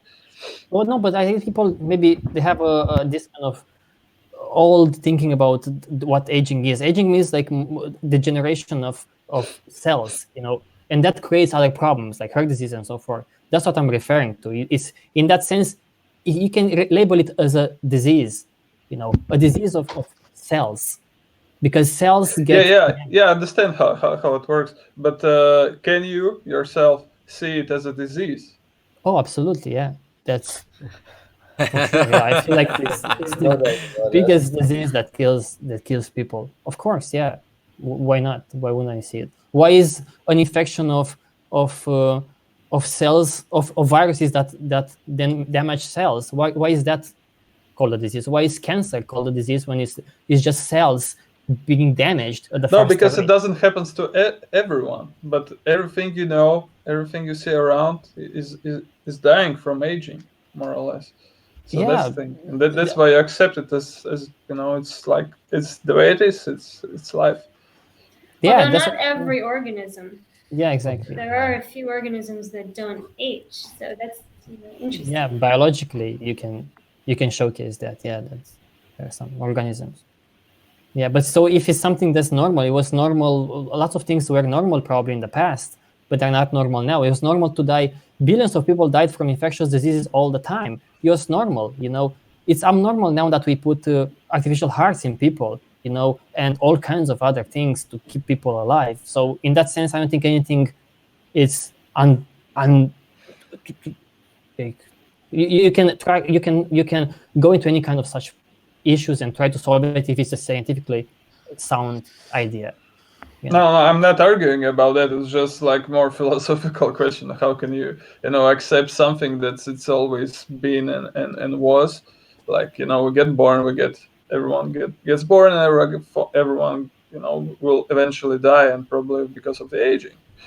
And it's something that's how it is. I think it's just like, even for me, I know this and kind of agree as well that it's disease, but still I can say it. But like, for me, it still seems natural that one day I will get older and I will die, even though it's disease and maybe it can be cured. But it's like, yeah, it seems even crazy to think about the fact that can we cure aging? Can we stop aging? That sounds like a really out there, like what the fuck. But I mean, there are researchers working on that, so it may sound crazy, but that kind of it sounding crazy will change in the future, probably. I think we will see a bit of people will taste from this kind of mentality of philosophy when we are going to kind of solve cancer, because we kind of accept today that most people, especially old people, will get cancer. Most people, and when we are going to kind of eliminate cancer, it will happen probably. Most types of cancers, we will take that for granted. And we will not get scared that we are getting old and die of cancer. Or maybe we can even solve heart disease by replacing the hearts with or transplanting hearts and so forth. So easier, slower and slower, things that seem normal, having a heart attack, having cancer and so forth, may seem abnormal in the future. I understand that is, of course, an extremely difficult idea to get into your head. Like, what the fuck? Everybody ages. It was how it was all the time. Yeah, but scientifically, you can showcase that aging it could be reversible. In theory, it's reversible. Even in practice, in cells in other organisms, it's stoppable and reversible. So why not in humans? No. So my only point was that even if you explain that to people, and maybe they will, let's say they accept that, yeah, it's something that will happen to me, and we are going to get fucked because I'm going to die. They're still not going to get triggered by it. I feel like they're triggered by this wave of infectious diseases, and in both cases you die. Basically, that's the fear of people, right? Because you fear when you get this virus, not that you are going to cough a few times. You fear that you may fucking die. That's what most people fear, right? So in the end, you fear about the same thing, but you just don't fear that aging will kill you as much as you fear that a virus will kill you. But probably cancer will kill you, or heart disease. So it's still aging, but it's heart disease. There's the question of speed. How fast you're gonna die. With virus, it could happen like today or tomorrow. With aging, it's always somewhere. It's Yeah, and it's it's the great same like so- with global warming. Why would don't do anything? It's gonna happen. Who knows? Like 1,000 years from now on. Yeah, my grandmother is probably afraid of dying of aging, and cancer and stuff. So I think once you get closer to that, you fear it more. That's interesting. I was speaking and asking like questions about death from the very old persons, which I had opportunity to speak with, like my grandparents and others, and none of them told you that they're afraid. They're actually kind of waiting for that. They accepted that they're gonna die. At least from my experience with tens maybe of very old people I was speaking of, they already had like the money for the funerals and planned everything, and they were kind of accepting that, and their life got so boring. They have nothing to do, even if their health was kind of okay, nothing like very major. They were kind of they were just waiting for that. Yeah, for That's me, interesting. They would be afraid of the virus, though. Yeah. Probably yes, they would be afraid of the virus. See, why the fuck is it both will kill you? Yeah, because it's like shocking. Of course, everyone's like, we're gonna die. Because again, I think it's the way you propose information. That's very important.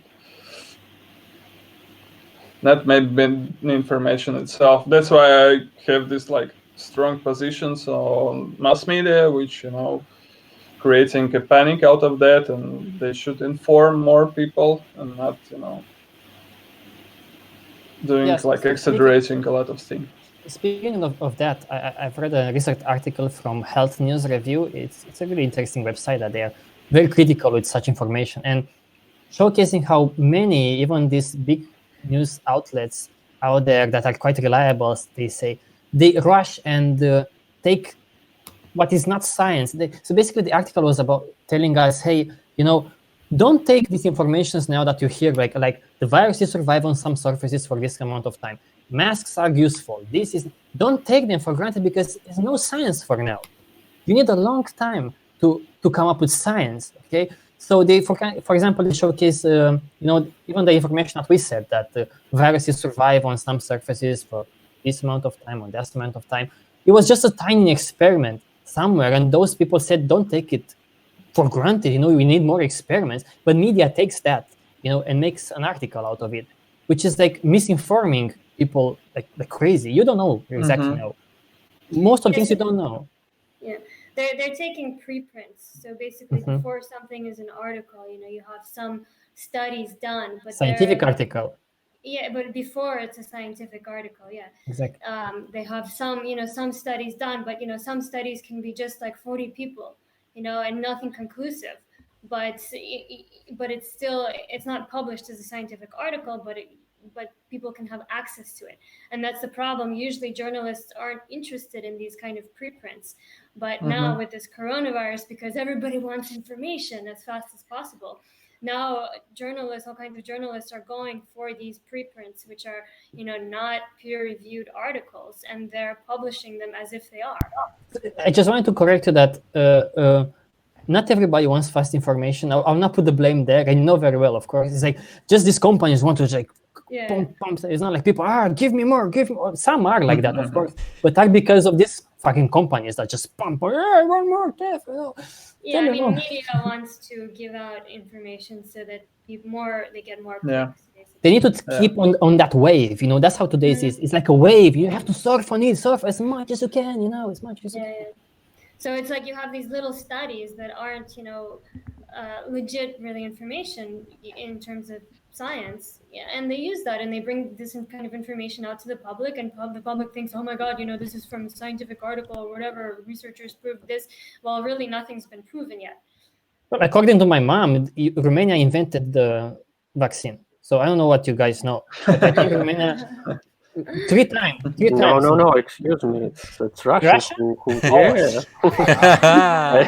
Actually, I read it like 2 weeks ago, probably, about the Russian scientists came up with a new vaccine. So world is safe right now. So nothing to worry about. Yeah, because my mother sometimes calls me, you've heard this, like Romanian, like some scientists invented the vaccine already, and she sends me an article about it. But I'm like, if you ask experts, I've seen people asking experts, how long does it take to make a vaccine? And they say around between 8 and 10 years. That's what they say. Efficiently, it makes it efficient and distributes. But this one will push it hard and between 12 and 18 months.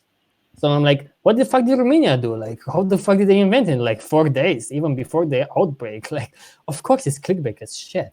And it just puts false hopes into people's heads. Bad. I think that's true of most media, though, actually. I mean, specifically on the virus now, but most media is full of shit. I mean, and most people repeat things as though they're facts, and they really have no idea if they're facts or not. And that's how lies become truth, of course, But yeah, you're just seeing it exponentially now with the virus, because like you all were saying, like Sasha, you were just saying about it's clickbait, people want to put it out, and you have the journalists and the editors saying, give us more corona case stories, and, so yeah.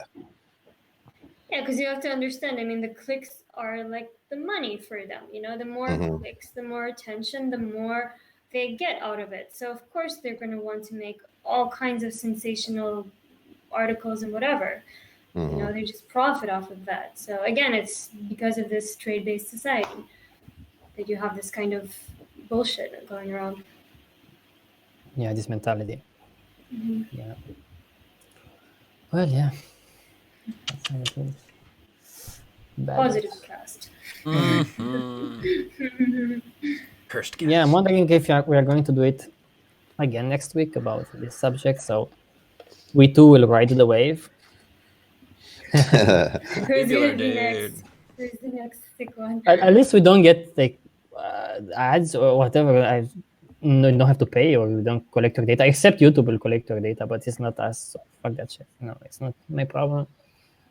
So we don't profit to anything. Yeah. I'm last time I joked, I was like, next time we'll be infected, and then will be someone said, or we all said the next one will be like dead or something like that. So let's not make next week dead. Wow. Let's not make it. We'll just make it for clickbait, we just say dead, and let's see. Oh yeah, right. Yeah. Everyone. Which one of us is dead? Oh. Cody will be dead. You probably. I mean, probably. Probably. We're the guys who are just like, I'm gonna go to the store real quick. I don't give a fuck. Hey, how you doing there, buddy? It's high fives. Yeah, I mean, come on, why not? But they also said that one reason that maybe you saw an explosion in Italy or Spain is because people are so more social there. Some said that like a lot more social, sharing food and like kissing and this and that. While in other countries are like just like they were like almost like a joke. In Germany, it's like, oh, that's why in Germany they do so well because hello, but I'm not right, Aaron? I mean, it depends. Yeah. No, Aaron is very friendly. He's the friendliest German human I've met. I second that.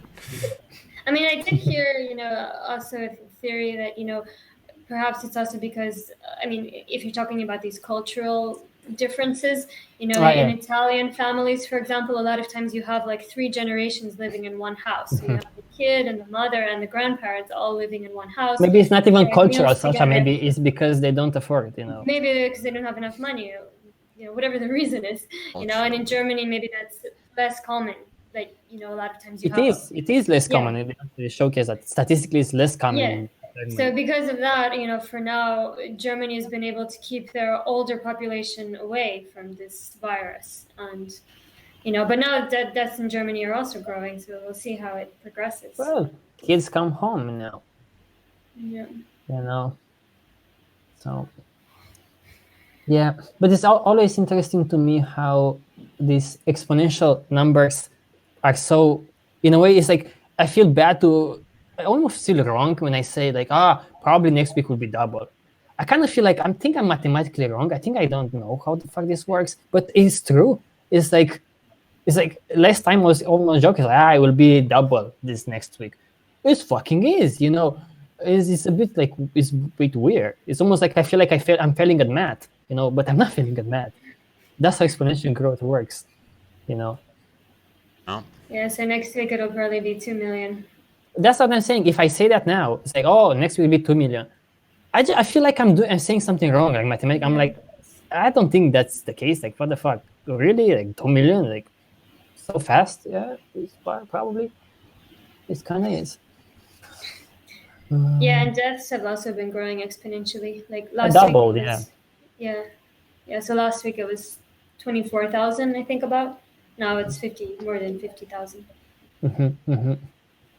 Yeah, what I was very, very not surprised, but it's a bit scary to look at the US for me to see that US is like so many, not only infected, but also dead and also in serious and critical situation. It's just too much because US did like 1.2 million tests, okay? Germany does like 500,000 a week, and Germany started a while ago, Despite that, US has 250,000 infections, and out of those has like 6,000 almost deaths, and exponentially it's growing faster and faster.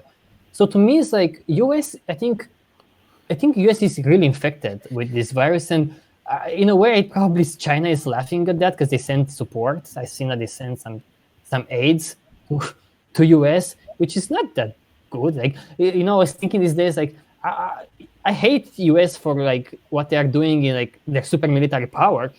But I would hate it even more if China will be to rule the fucking world. I think those motherfuckers are a bit crazy. They just don't care. I mean, every government's like they're fucked up like crazy. But I'm just saying it's also probably a power struggle here now with the coronavirus because it affects the economy. And now Russia is like, we are doing so well, and because of that, they don't implement this kind of better measures. US may not admit, or China. They say that China, it's likely that they didn't report all of the cases, or they may lie here and there, which is not uncommon to China, of course. But it's awful. That's my point here. It's awful to see governments trying to mask a real social problem for the sake of getting more power in this world. It's just awful, because you see clearly they don't work for the people, as if you needed that fucking proof. But like I've seen this fucking video with this chief tribe in the US, this Trump guy, and he was like, poor people in US because of this virus now, so many will be like committing suicide and suffering because we close businesses and so forth, almost like saying like, poor Americans, but motherfucker, do something about that. If it's what the fuck? Yeah. They're killing themselves just because they can't pay rent or buy food. Like, what a fucking simple problem to fix. Give them some fucking food and let them just fucking live in the place they live or whatever. Give them a place to live. There's already enough food. There's already enough accommodation. Like, and this surplus, because some were saying like, of course, no country is kind of ready to have a surplus of ventilators, for example, to keep people alive, because these things happen so rarely. Okay, motherfuckers, but we have a surplus of so many things, like cars. Oh my God, everybody has 4 or 5 cars. Those fucking things are not that easy to build, are complex machineries. Why don't we have a fucking surplus of ventilators, but we have of cars, we have of iPhones, and we have of houses, We have already a surplus of shit. So don't give me that as if like, oh, we're going to have the surplus of ventilators just in case a pandemic happens. Well, that could help save lives, Well, a surplus of cars doesn't help you much with anything, So, I think it just goes back to the business aspect of the world. You sell cars, you don't really sell ventilators. I mean, you sell however many they need, and then you don't really make or sell any more after that. But and that's the proof that the system is just not working for us, for humans. It just works for. It's almost like masturbating all the time and not coming. It's just nothing in this world. It's like we produce shit. We just produce shit, and then that's it. We die. And it's just our shit is just left. It gets behind. I love this video. I also put it in some documentary of like everything goes back in the box. You acquire houses and hotels and money and clothes, but then you die and then everything goes back into the box. You never owned anything. Of course, you never owned anything. And now imagine if we will fix the aging, then this cycle will just go forever. Yeah. That would be bad. There'll be no more box to put stuff out. No. Yeah, there's also some argument against, when people say, oh, if we didn't age, then people will be like more and more people on this planet, and then we fuck this planet even more.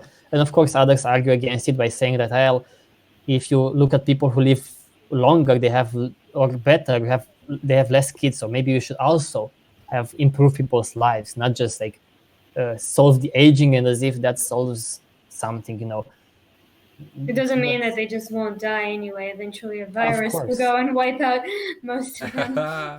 But here's another interesting thing. This is connected with the aging thing, with the virus, because what the virus does, it creates so much damage to the body that the body cannot recover. So people who talk about aging took the opportunity now to talk about how if you were to tackle aging, you could have some treatments for people, some rapid treatments.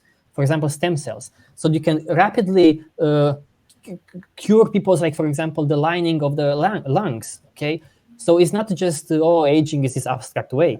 It also has come benefits and practical benefits today can have, So imagine that if you could repair the damage quickly, because that's why people die, They just cannot, their body fails because they cannot repair, the cells cannot repair that much quicker and so forth, so they just fucking fail.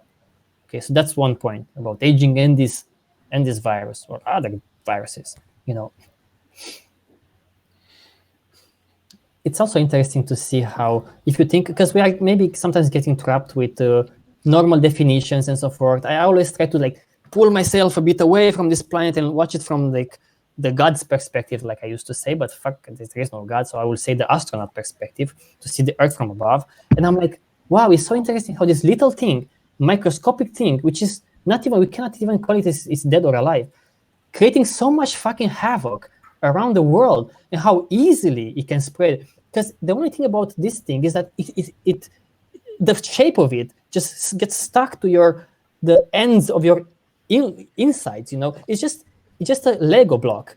It's almost like, I had a problem with my laptop and fucking didn't work very well. And I was so pissed off, they didn't fucking work. My graphic cards didn't work. So I don't know why. I thought that it's Linux. And I was like, I'm stupid. Maybe it's Linux. Linux doesn't work with this. What I realized, I opened the laptop. I cleaned it up. It was quite lots of dust there. And now my fucking video card works and everything works fine. And I'm like, those little things, clogged my laptop. And then it's made my laptop so slow that I almost died. So it's the same with us. We are machines. We are machines that this little dust basically gets inside us, And then we cannot function as machines anymore. We're like, we cannot fucking breathe, the pump doesn't work anymore. And our heart is like, It's just interesting to see it from outside, Sometimes can push your creative mind a bit further because okay, we don't deal here with a virus. We just deal with a little structure, So I've heard one of the most creative people in all kinds of fields, that's how they want to think about from outside.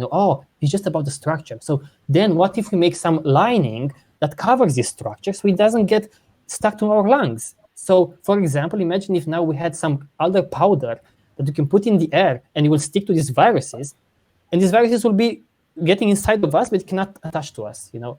These kinds of ideas. You can come up with these kinds of ideas.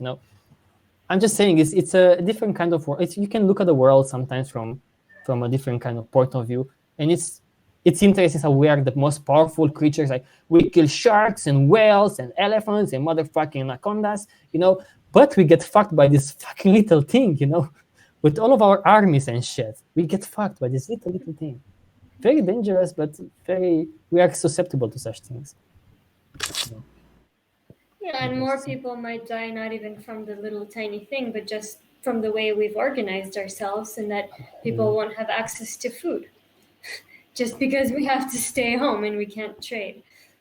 Yeah, that's the thing what I see as well, that probably more people will die because of the consequences and the way we deal with this problem, not because of the virus. In poor countries, probably. I don't know. We'll see. But maybe even in reach, just imagine how many homeless people even in the US, and potentially how many of them will die. Yeah. And I was also thinking about like these like plans that rich tribes have for their citizens, like in US giving whatever $1,200 to everybody, and in Spain like to cover workers that had whatever jobs. It still only counts for people that were officially employed.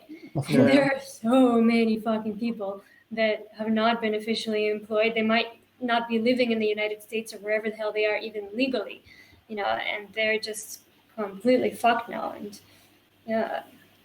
they won't be able to pay their rent. They won't have enough to eat. And I don't know, it will be interesting to see what happens when quarantine is over and then everyone's like, okay, you can go now, and everyone gets kicked out of their houses for not paying rent or what. Yeah, we also have to pay rent, by the way. I forgot. Yeah, we also have to figure out this problem. I don't know what we're going to do. But we are planning on getting a job, so now there are no jobs. Well, of course there are no jobs now. Yeah. Yeah, I don't know how much human species will continue in this illusionary way, but probably for a while, and probably that's what is going to destroy our species, because we will die and we will have lots of stuff around, but no money probably to use the stuff, and we're probably going to die. Yeah, but it's bizarre. But like such events, they should drive people to start to think and question, and just go behind the curtains, what happens and why this happens and why our system doesn't work. It's like the best moment where to start to question the life you're living and all the economy system and politics and war, medicine and whatnot, and poverty, and why we have it and why we deal with the problems like that. So I'm really curious to see right now, like how many people like in your life, regular people who are not in this, and they start to question that. And if you have them, like during this cast, I was thinking like for this month or so, like how many people I encounter and who start to question something. And actually there was just one guy, like from my friends, who start to contact me and start to ask something, and we like start to have discussion, and like he started to realize that the system kind of something not working. So I don't know, like if you have any experience with that, like. But maybe you can look at the big events like World Wars, when maybe back then people, I don't know for sure, but maybe back then people who have said that maybe this shock of World War make us be more together as like one species, because why are we killing millions of us? That's many people were against the war back then, I'm sure. Or even little events like across my head now, when Apple or does some bullshit, obvious bullshit, and like fucks in the ass the customers, and the customers go like, oh, you motherfucker, I'm not going to buy your fucking iPhone ever again. But they go back and buy their iPhones, in a month or two. So I don't know if shocks are enough, because we live in such a world that is so trading. People want stuff from the other ones, and so busy that I'm not sure people have the time to even let this thing grow inside them. It's almost like planting seeds, but it's not raining. It's just maybe just the crisis should hit you really hard, but I don't know. I'm not sure about that as well. But like, it's the best time to kind of change something. Speaking by that, I remember the Jaco Fresco story that he basically changed, his mind and started to question during this Great Depression time.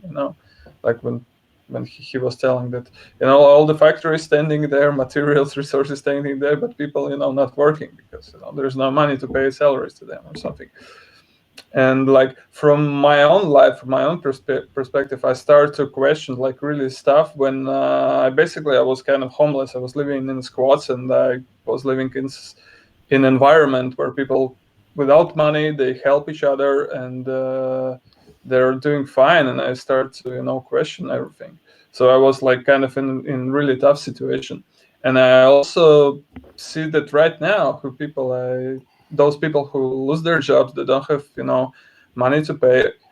I think most of them, of course, they will be just angry at the government, this fucking government, and why it's not. They will find a person to where to put their anger and take responsibility or something. But I still hope, I guess, that there is at least some tiny amount of percentage of person who really start to question why this happened in a broader scale, not like only why the virus, where the virus came from, but why we deal with these problems, why I don't have a job right now, and why do I need a job in the first place, and so on. Yeah, I mean, I feel like it should be so obvious when people Yeah. sit at home, they don't have a fucking job, so they can't access the food that's abundant in the supermarket. Like, we have shit, because before in the past, we didn't have such a massive abundance of food, and we didn't have such huge capabilities of making so much food and so much stuff for ourselves. Now we have all this stuff, and we can't access it just because we have to sit at fucking home, I look here in this obvious. town. For all this period of time, there are so many empty apartments. I can guarantee you, no apartment disappeared. So they are still here. Like there's like not a. They are still here with all of the stuff inside. Abundance, right? The electricity still works. Most of the things still work, and they need. Some will argue, yeah, but you still need people. You still need people. You need people in hospitals. You need people to prepare food. You need those essential jobs. Okay, I agree with you. But for one, you can rely on volunteers, or you just pay those people if you want to pay just some people. Second, you can automate most of the things. If you were to automate lots of things, even in hospitals, right now you will avoid many infections because many doctors get infected, right? If you were to use different kinds of technologies when people can diagnose themselves at home, or it's more automated, go through some fucking drive-through that's automated, you will be a different story. So yes, we need some people still to run the society, but very few people compared to how many people work in this world, very few people. And you can do those with probably volunteers. I'm sure in UK, over 600,000 volunteers offered to help like the NHS, the National Health System there these past days, and that's in a society where we are taught not to do anything for free because that will hurt you, What about in a society when people will have at least access to their basic needs? I think that's why people should start the conversation a bit with. Like, if people had access to basic needs now with this pandemic, basic needs, food, shelter, access to internet, let's say, and healthcare, then you wouldn't see any panic. Because people would be, okay, we at least have this thing. We don't have to worry about where we stay and what we eat. At least that. So let's start with that. If you provide that as much as you can, straight free, then it's a starting point, And you have a bit of an example here with Spain versus US now, when in Spain, at least people could go for free to have a test or whatever to hospitals in this pandemic. And in US, at least in the beginning, it was like, I'm not going there, motherfucker, because it's like, you have to pay for it. It's bad, you have to pay for it. What if you had to do the same with food? Like, I'm not going to rent. I'm not going to get worried. I stay at home.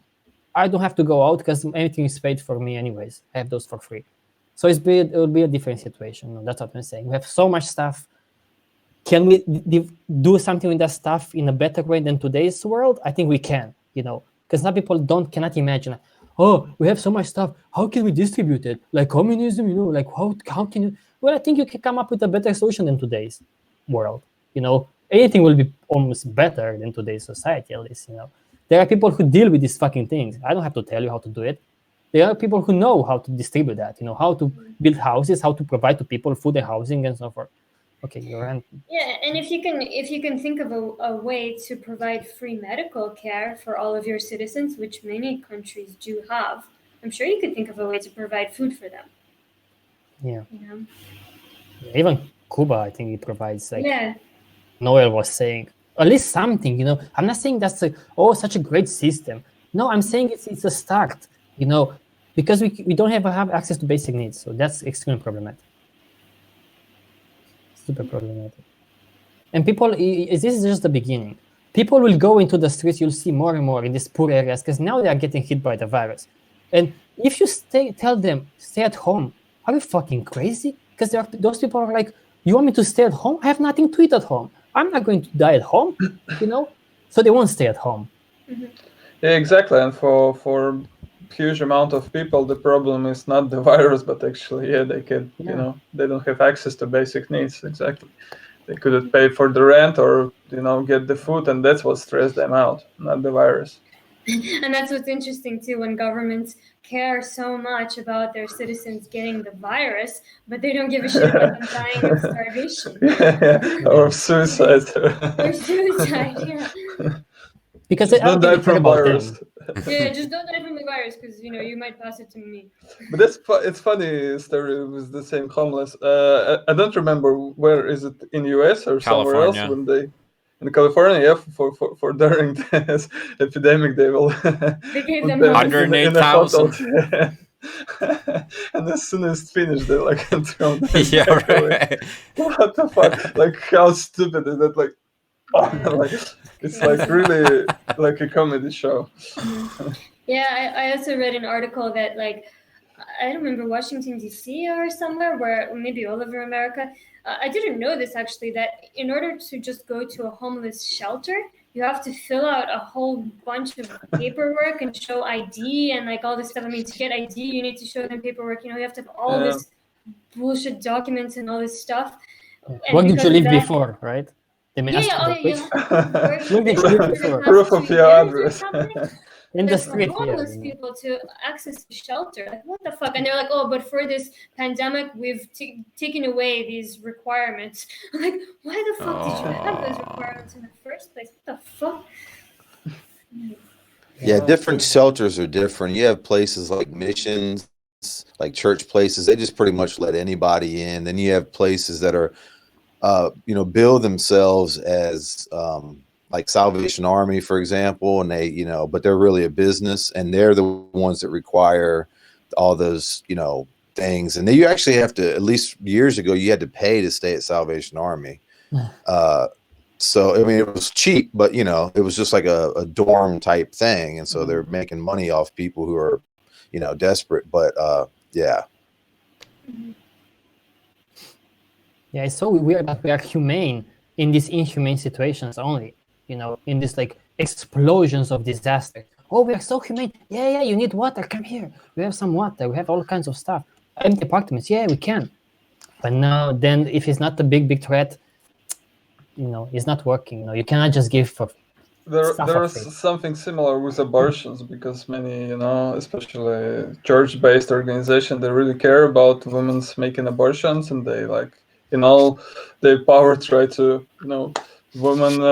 force women to give a birth. And the funny is, like, they do care about, this child being born, but as soon as they're born, they don't give a fuck about it. Yeah. That's happening to all these organizations, like child protection or whatever. Only cares up until they are, I don't know, 12, 16, 18, then fuck off. You just go into this world and be a slave. And I remember ridiculous stories from my life when I was living in a squat. It was like a house where we were living maybe 15 people there or so. What is a squat? Because some people may not. Oh yeah, squat is basically like empty building where nobody lives, but it's kind of closed. And if you get inside it, you can kind of live there until the police will evict you. Because if you stay there and police come, you just said that we're squatters, so we could legally stay here. and the police have to start. They couldn't basically break in and throw us out. They have to do it with a court, and for this period of time, while they prepare all the papers and go to the court, you can basically live there. And so it was. I think it's not really possible anymore in most of the countries, but like 10 years ago, it was possible in UK. There was like such law, but now they kind of made adjustment to this law, so it's not possible anymore. So yeah, at that time we were living like that. We didn't have any money, and there was like 15 people who lived like that in the house. And yeah, we got like court and got evicted. And on this day, police came and they kind of threw us out from this from the house.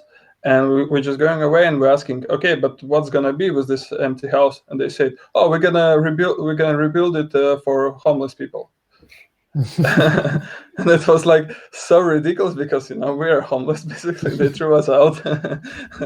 That's like to paint the walls and like I don't know to host other homeless, like official homeless or like what they're thinking. And kick them out as well. Yeah. So it was like Other so homeless ridiculous. Yeah. Yeah. So you are not even registering as a homeless people, even if you are homeless. And not registered as a homeless.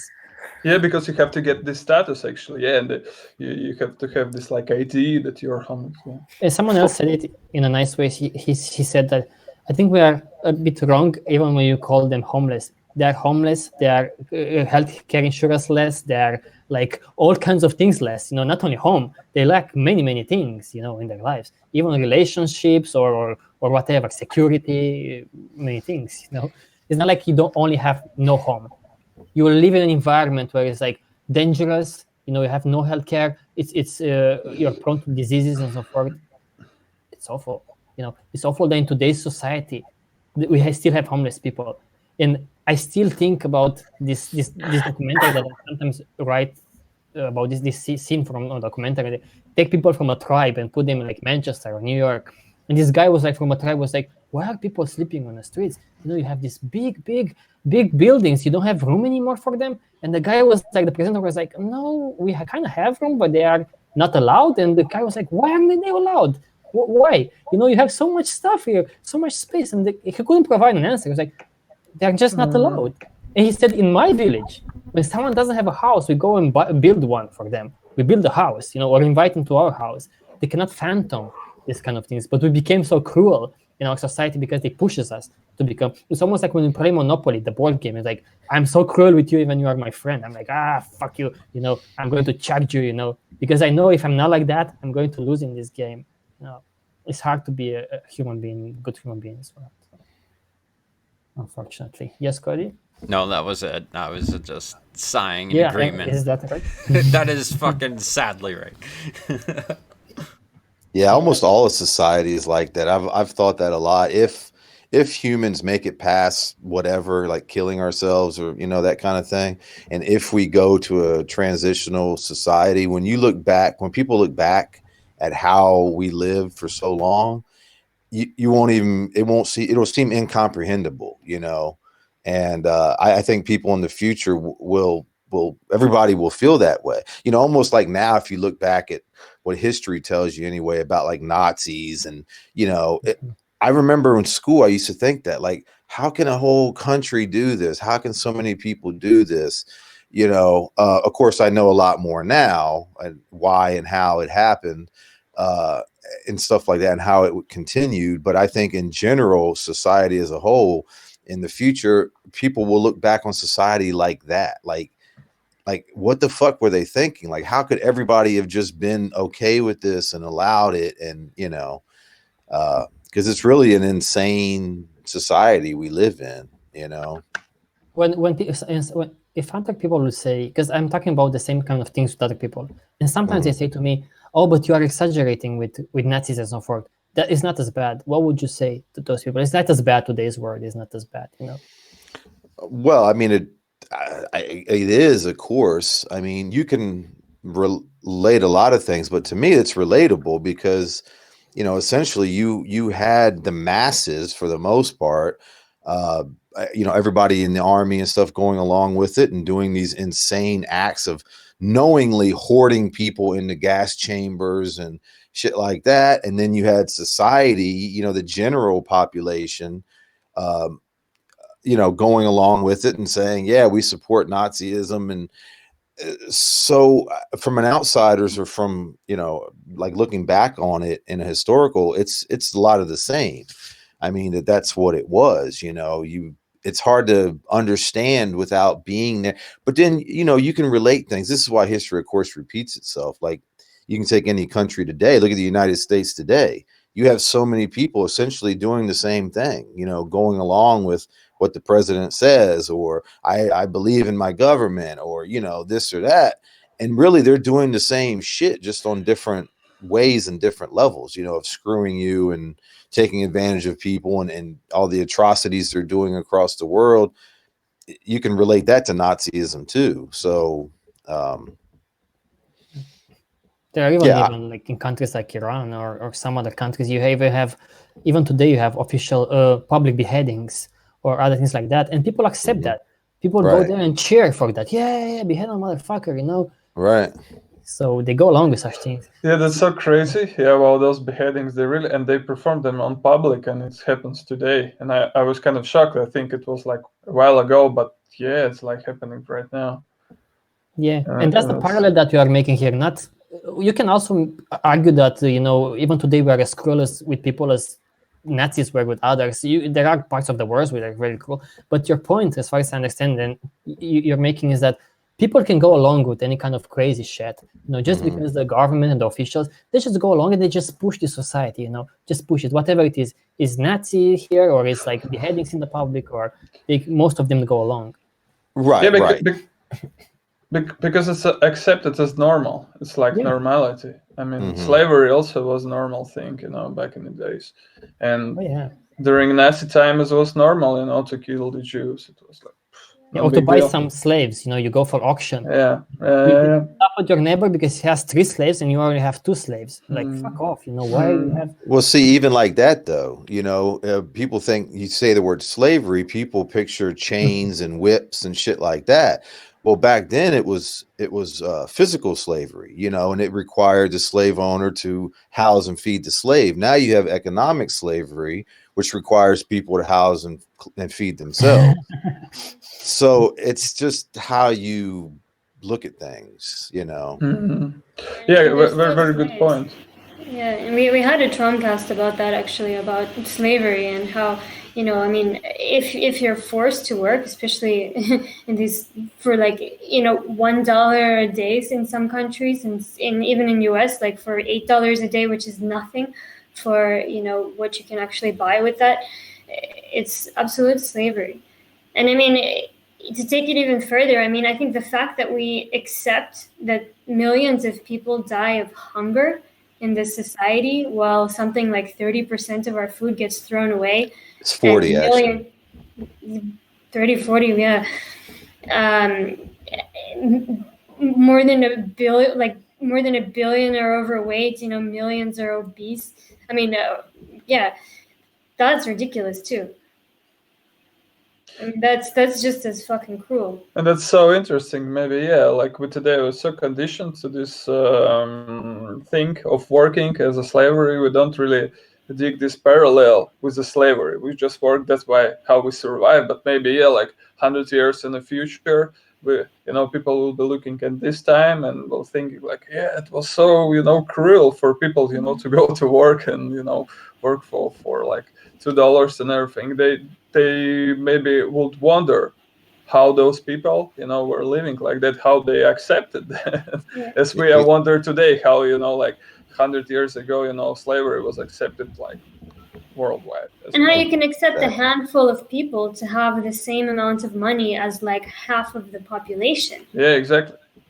That's absolutely just as cruel as Nazi Germany, It's so sick, yeah. Yeah, and, but people won't see that. Other half of populations wants to be, in those 50 people who are. Yeah, and this other half of the population, I mean, they don't even, right now, they're going to be absolutely fucked. Like, they don't even have proper places to wash their hands. You know, they have absolutely no way to put this like social distancing in place. You know, I'm afraid to see what's going to happen with this virus when it hits the third world. We probably won't even know because they won't even register everybody that died from the virus. That's People will what just be dying left and right, and they Yeah. won't even be testing all the dead bodies. Yeah, that's I'm sure about it too. And I'm another sure thing right now, like probably Indonesia has like as many Oh. cases as the U.S. You know, maybe some African countries. Oh yeah. Yeah, And for sure. another thing that I noticed happening these past weeks is like we don't realize, but you know, people used to say, "Oh, China, this motherfucking communist dictatorship," or whatever other countries like Iran. Look what's happening today from US to Europe. Aren't they kind of dictatorship? They have military on the streets. In many countries, no, they force you to like, hey, stay fucking inside, else you get a fucking fine.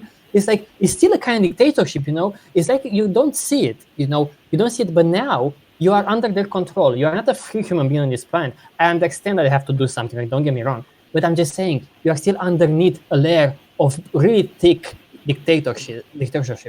It really is there, you know. When you come with the army or police patrolling here, so that you stay a fuck home, you know, that's not capitalism or free enterprise, free markets, free whatever. No. It's just dictatorship. So don't forget about that. Look what's happening now, you know, and these top-down rules, you know. Don't get fool yourself. That is China. No, it's similar. It's similar. You know. Yeah, it's kind of capitalism under a dictatorship. Yeah. It's just dictatorship with a painting in a different way. It's like, oh, you're free. Mm-hmm. We are just here, you know, and then we're going to fuck with you, you know, if you don't do like us, you know. But it is. Right. Kind of like the way I mentioned about they got smart, you know, over the years, and you can see the evolution of control and slavery and stuff, kind of like the physical to the economic slavery, and the same with that. You know, the U.S. is, anytime you hear the word democracy, freedom, there's some shit coming after that. I mean, and that's the words that they use literally. And, you know, when they say these things, you know, democracy, freedom, people, there's two meanings to most words, you know, especially words like that. They have a dictionary meaning, which is what they're supposed to mean. And then they have a meaning when governments use them. And when governments use words like democracy and freedom, they have a different meaning than what the dictionary meaning is.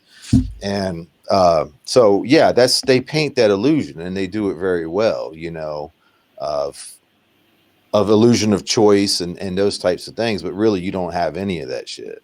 Yeah, I said it before. I think capitalism, this fucking illusion game that we play, it still works because you don't kind of know who to blame, or you don't know where the problem is coming. It's so convoluted. It's so fucking like you don't know.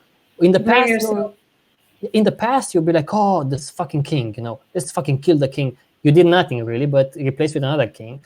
But today, you don't even know who the fuck to blame anymore. You know, you blame yourself many times. Like, oh, I'm such a fucking loser. I'm not Bezos. No, I could have been Bezos, but I'm not, you know. That's why it survives. Kind of like, just real quick about that, I always think is how people, you know, try to recycle and like not use a plastic bag and you know, walk 3 miles so they don't drive a car. And then you have like fucking military flying around, you know, jet fighters just for the hell of it, you know, putting all this gas into the air. You know, they equal 1 million cars for every flight, you know. And they kill the people at the end of just kill a few people and then come. Yeah, and that justifies their flight, right? They got to shoot a couple people in the pit, right?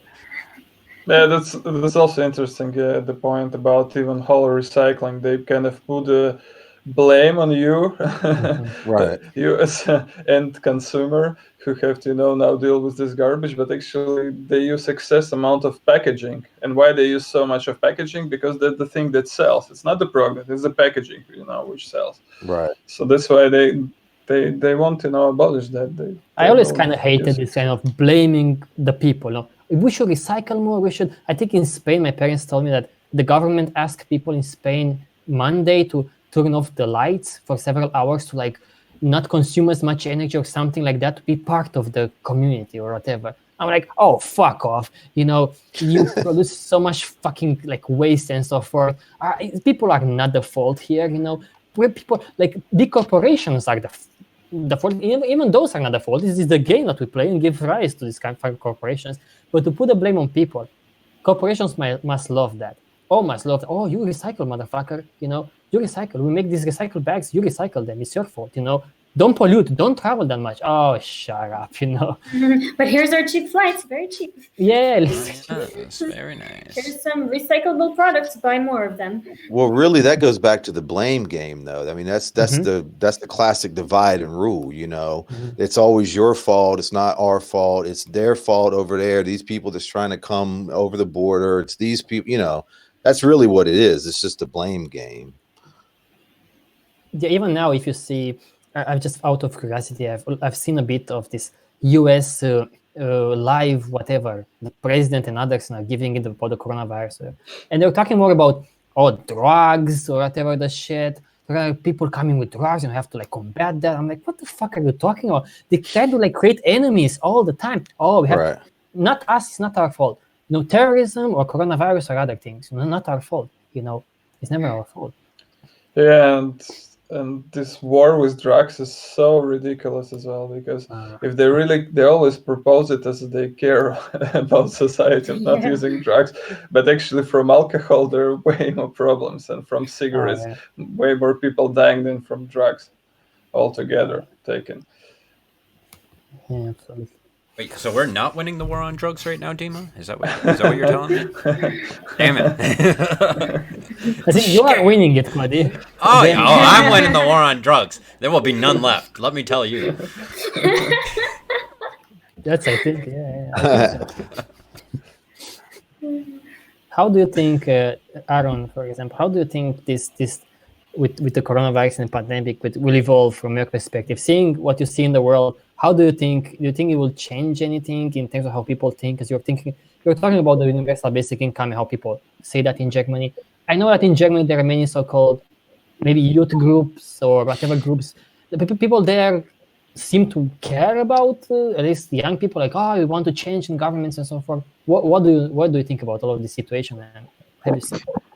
Well, I think that many people blame China, for example, and get into conspiracies like that. So it's just like that the coronavirus is made from China and to boost their economy now, and the world is fucked up, but China is better now. So yeah, people can get into all kinds of thinkings like that, and yeah, it's tricky. I think I don't think it will change for the better. Come on, Aaron. At least you're optimistic. Look, Roma thinks differently because he's in holidays now. She thinks it's going great. Best time of my life, actually. But you still work, right? Yeah, sure. So we have no holidays for the IT people. Yeah. So those who can work from home still work from home. Only those who can just actually have holidays. They didn't cut your payment, your salary? So I probably lucky here, so no, because I still work like full day, so we still producing things. So things can be worse in the near future, because no matter what, we work in like full days and full hours, still just not in the office. Anyways, company can sell shit to others. All the production lines are stopped because all the things are actually constructed and assembled in the China, and China just stopped to doing things right now. So what do you work for? Those who don't know, what do you work? Where? What do you do? Well, it's kind of like storage systems for the data centers, clouds, and etc. So basically, this is hardware that make the things possible under all this kind of software which working in the Google clouds and so on. Yeah, so what you're saying is that you're good with computers, and if I have a computer, can you fix it for me? That's what parents will say. You are in this Oh computer. yeah, I can fix irons, microwaves, everything. Yeah. Just that. But I know that for you, Johan, they cut your payment from the work that you do. You translate stuff online and cut your Yeah, payment. that's different though. I'm not employed by them. I'm freelancer. I'm having two clients which give me regular work, and one of them uh, went down from 10 euro per hour to 7 euro per hour, and then just told me like, I mean, the guy who told me that is employed by the company too, and he got the same problem, and he just told me that's how it's going to be. Like, are you okay with it? Or like, if I'm not okay with it, basically they would just have looked for someone else. It doesn't matter so much for me, as I'm saying again. I'm having food and accommodation here. It's just extra money, but yeah, they did it even with freelancer and everything. They are really really good. A lot of people are touched by this kind of things. Oh, there you'll do. Shaz he's from India. He said that they cut his Yeah, I read payment that. for like 40% or something, 30-40%. 40% was 40%. That's awful, you know. So it's not only those people who don't have jobs or they got kicked out of the job. There are those who are their salaries will drop. You know, I think I saw this thing from Boeing, whatever, the big company, the airline company. It's like propose something like volunteer. How is that, Sasha? Like kick yourself out voluntarily. Oh, voluntary leave or something. Yeah, something like that. You can leave if you want to. Yeah, can you please leave so we don't kick you out? Yeah. Yeah, I So didn't read at that least- article. At least they give a choice. Yeah. You can leave or you can stay without pay. Freedom. You know. Freedom. Yeah. What about you, Alex? You work as well, right? Yeah. What do you do? I actually work in the grocery industry. I'm a meat cutter. So you'll stay, probably. Yeah. Well, I told them just cut me back because I don't want to be around all the idiots coming in there, because now that we're on lockdown, that's part of the issue is that people can only go to grocery stores. So where the hell are they going to go? They're going to go to grocery stores. But, that's another kind of ironic thing is there's so many levels to this financially, of course, and how it affects and who it affects and how it affects. But like in that case, it's kind of ironic because it's such a big deal that they're telling people stay home, we'll pay you. But if you're able to work like me, I either have to essentially, and people in my field, of course, have to essentially go in and risk your health and your family's health, or you don't get paid because I'm technically able to work, So, Yeah, that's another fucked up thing. Yeah.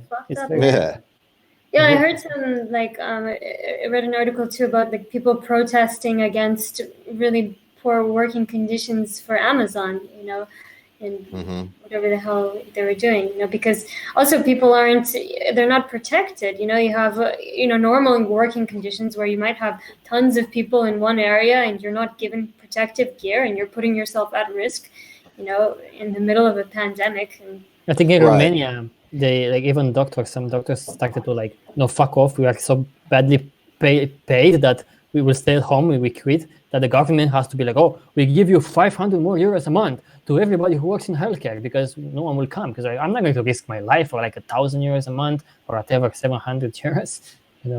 Yeah, and as speaking of that, it's actually very insulting is how I took it, but they give, because it's considered hazard pay now. So if you work in the grocery field, at least where I work, the part-timers get $1 more an hour and the full-time, and the full-timers get $2 more an hour, which is just fucking straight up insulting. And then if you don't have insurance, you would think they'd at least say, okay, look, we'll give you some temporary coverage since you're coming in here and risking your health. And nah. We'll no give insurance, nothing. Nothing, just $1 more, which covers like a soda a week, Yeah. This Alex guy is selling us lies from the land of free. I don't believe him. He's a Russian spy. Yeah. No, Roma is a Russian spy. I'm fine for Alex. Last time I worked in Hawaii, they had to give you insurance if you have a full-time job. They don't do that in Virginia? No, well, it's different for every company. You know, again, there's nothing except for certain rules and shit, but there's nothing nationwide here. Most things are state done and corporate, you know, so different corporations are different. But no, actually, typically it's a time frame more than it is part-time and full-time. So you have to work somewhere, you know, sometimes right away, 6 months, a year, whatever, before you get insurance. So yeah. Yeah, and that's the fucked up thing. And the people that are the most vulnerable are basically people that are poorly paid in the first place. And then they put themselves out there. They put themselves at risk just to work in like as a cashier in a grocery store or as whatever, you know, an essential business, which is something that we actually most of it can be automated already, you know, but you risk the life of humans who have to stay there like pew, you know, like products. Like, what the fuck are you doing there? You know, right? Yeah, it's crazy. And they don't even give them insurance. To me, that's brutal. You know, it's. Yeah, US is a bit like extreme in many regards. I was surprised a few years ago in learning all of these things because usually it was like in Romania at least it was America, go to America. That's like, oh my God, you know, everybody was dreaming about it. And now I'm like, they don't even provide healthcare. Like, even in Romania, they give you some fucking basic healthcare there. You know, at least that. You know, it won't cost you $1,000 to call an ambulance. At least, you know, it's crazy. Like how people put up with that. Yeah, that's another idea. Like, you know, they know that in Europe and everywhere around the world, at least healthcare is free. But in US, they accepted that you have to pay huge amounts of money for even basic healthcare. How can you put up with that? How can you accept that? You know. Not only that, a lot of people defend that. They're like, "Oh, I shouldn't be paying for somebody else." Like, then you're not only paying for somebody else, you're also paying for like an entire industry, these huge insurance companies, and all this bullshit on top of the actual healthcare. You know. Yeah, don't believe the hype with the U.S. Trust me, the U.S. is the #1 capitalist country in the world. I mean, so everything here you're paying for. I mean. You know, even if you die on the street and they have to come pick your ass up, they probably send your family the bill. I mean, that's how real the shit is here. They charging you for everything. So they shouldn't call you citizens, call you clients. You know, American clients. You know, and you have all kinds of services. Because what is that citizenship for? You know, you are just a client for companies. No, for voting. For voting. Yeah. What to vote for? That's for free. That's for free. It's like basically trade-free concept here. Yeah. Even that is not trade-free. They pay you sometimes or give you shit to go vote for that one or that the other one. No, that's a bribery. Okay, it doesn't count, but like it's illegal. Yeah. Yeah. Okay, it's like we are almost 3 hours in. We did this TROM-Cast later on so we can catch this virus human being because he was like, I'm functioning better at night. I'm fighting the virus at day. What are you doing at day? What? What are you doing during daytime? Well, yesterday I didn't have much. Today is my day in charge here, meaning I did a lot of cleaning and I had to do the cooking at 8 and then 8 at 9. And that's why I wanted to be sure I can be here. That's why I said 10. So you serve contaminated food? Yeah, but contaminated. matter. Everybody's already sick. Yeah, right. It's all good. It's all good. There is no distance anymore. It's all back to normal. But it's less stressful, you know, if you don't have... Totally. Yeah, if you don't have that, like, big health problems. Like, we are all infected. Like, what's the problem? We just that's another. We have to emphasize this, that most people who get the virus are like Johan. They will get like this kind of bad flu, basically. But you're not going to die. You know, I know. Really good flu, trust me. I know we look at deaths and so forth in cases, but let's not forget about that. Most people will be fine. Sure. You know, most people will be fine. Like Johan, look at him. He really is healthy. Look how strong he is.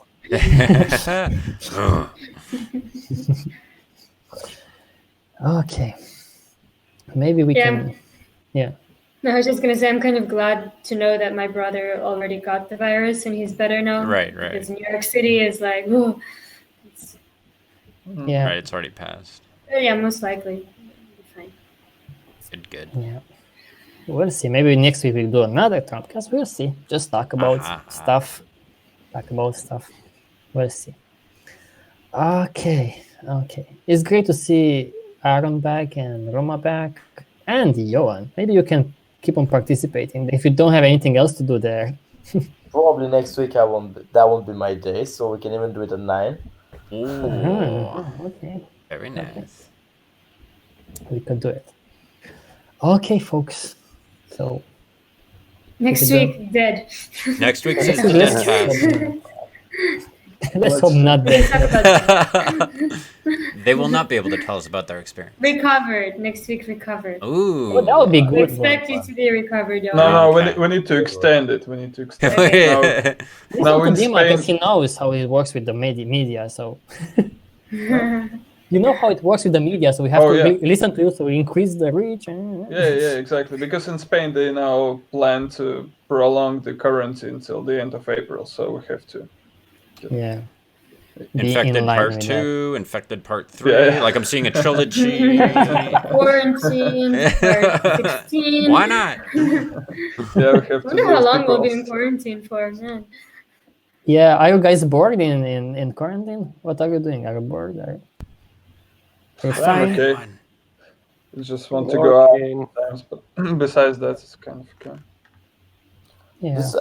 Here we're having in the streets here, they do a lot of events. They created an Instagram page just for the streets, and there were these 2 girls 50 meters away from where we are. We're having a terrace here on the roof, and they are on their balcony, and they both have a microphone, and they play guitar, and they do that every third day.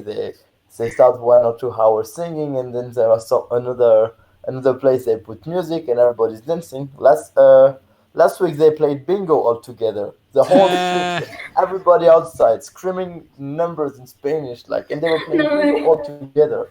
So it's fun there, man. That was really fun. Yeah, that's cool. Wow. Yeah, I mean, if there is some positive out of it, it's I don't expect any of them to think more than that about it. But I enjoy watching them doing this stuff together. I've Maybe never seen Dima that in should my go life, out on and I don't balcony think and I say ever will something. again.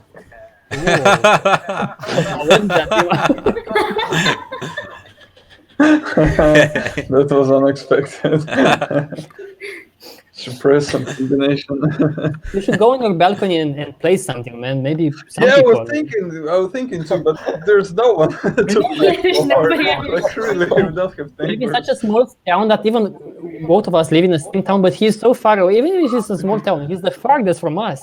So even us, the only one in the town, cannot hear the fucking song probably if you sing something. We will cheer for you. Hey! I would do this if there would be more people, but in our opposite building, there's no. Maybe you don't know, but if you occupied start to flats. play, maybe they will pop up. Police will pop up. Yeah. Later, you know. Yeah, for us too, it's a bit boring. Okay, yeah, we'll go. So see you guys next week. Okay. See ya. Okay. And thanks, Dima. Adios. Later, man. Bye, guys. Yeah, for us here too, it could be a bit boring sometimes, but we are used to online work anyways, and we go today. We're let's go to take the trash out. And it was a big event. Let's go. Both me and Sasha will go get dressed nicely with the bin bags, trash bins. Took out the trash. Then we go around the building because it's an inside space area, parking lot around the building like crazy. But everything is okay. Okay, we have it the best here, you know. Always think about those poor people who are really fucked up and working in hospitals. Yeah. I'm fine. I'm fine. I'm not going to complain about this. Yeah. For us, we also have a balcony. You can see the ocean or the sea from the balcony, so it's privileged. Some sun. Yeah. If we can pay for that shit for the next. Yeah. You know about next month. Because we too are getting, of course, fucked up by this because people don't work as we rely entirely on donations. So if people get fucked, we will get fucked. So well, I was gonna get a job like a few weeks ago, and then all of a sudden everything closed, and I was pretty relying on having a job this summer, which I don't think it's gonna happen now. Maybe I'll try to find something online, but I think now even online work is going to be really difficult to find because everyone is looking for the same. So I don't know. We'll see. We'll see. Friends. And then for the rest of you, it might just start now. The entire thing in US, in Russia, and in Canada. It will just start now. And Aaron is going to be always relaxed because he's in Germany, so he doesn't care. Right, he's just he's relaxed.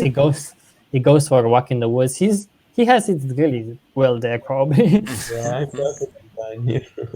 because it's a small village, so it's like easy to go out. Excellent. Okay, folks. Okay, let's finish this. Let's end this one, and next week we'll count the dead again. We'll see the recovery. All right. The recovery. Okay, folks. Let's end this one. All right, you guys. Nice to see you all. Guys. Take care. Bye-bye. Bye-bye, guys. Bye. Bye-bye.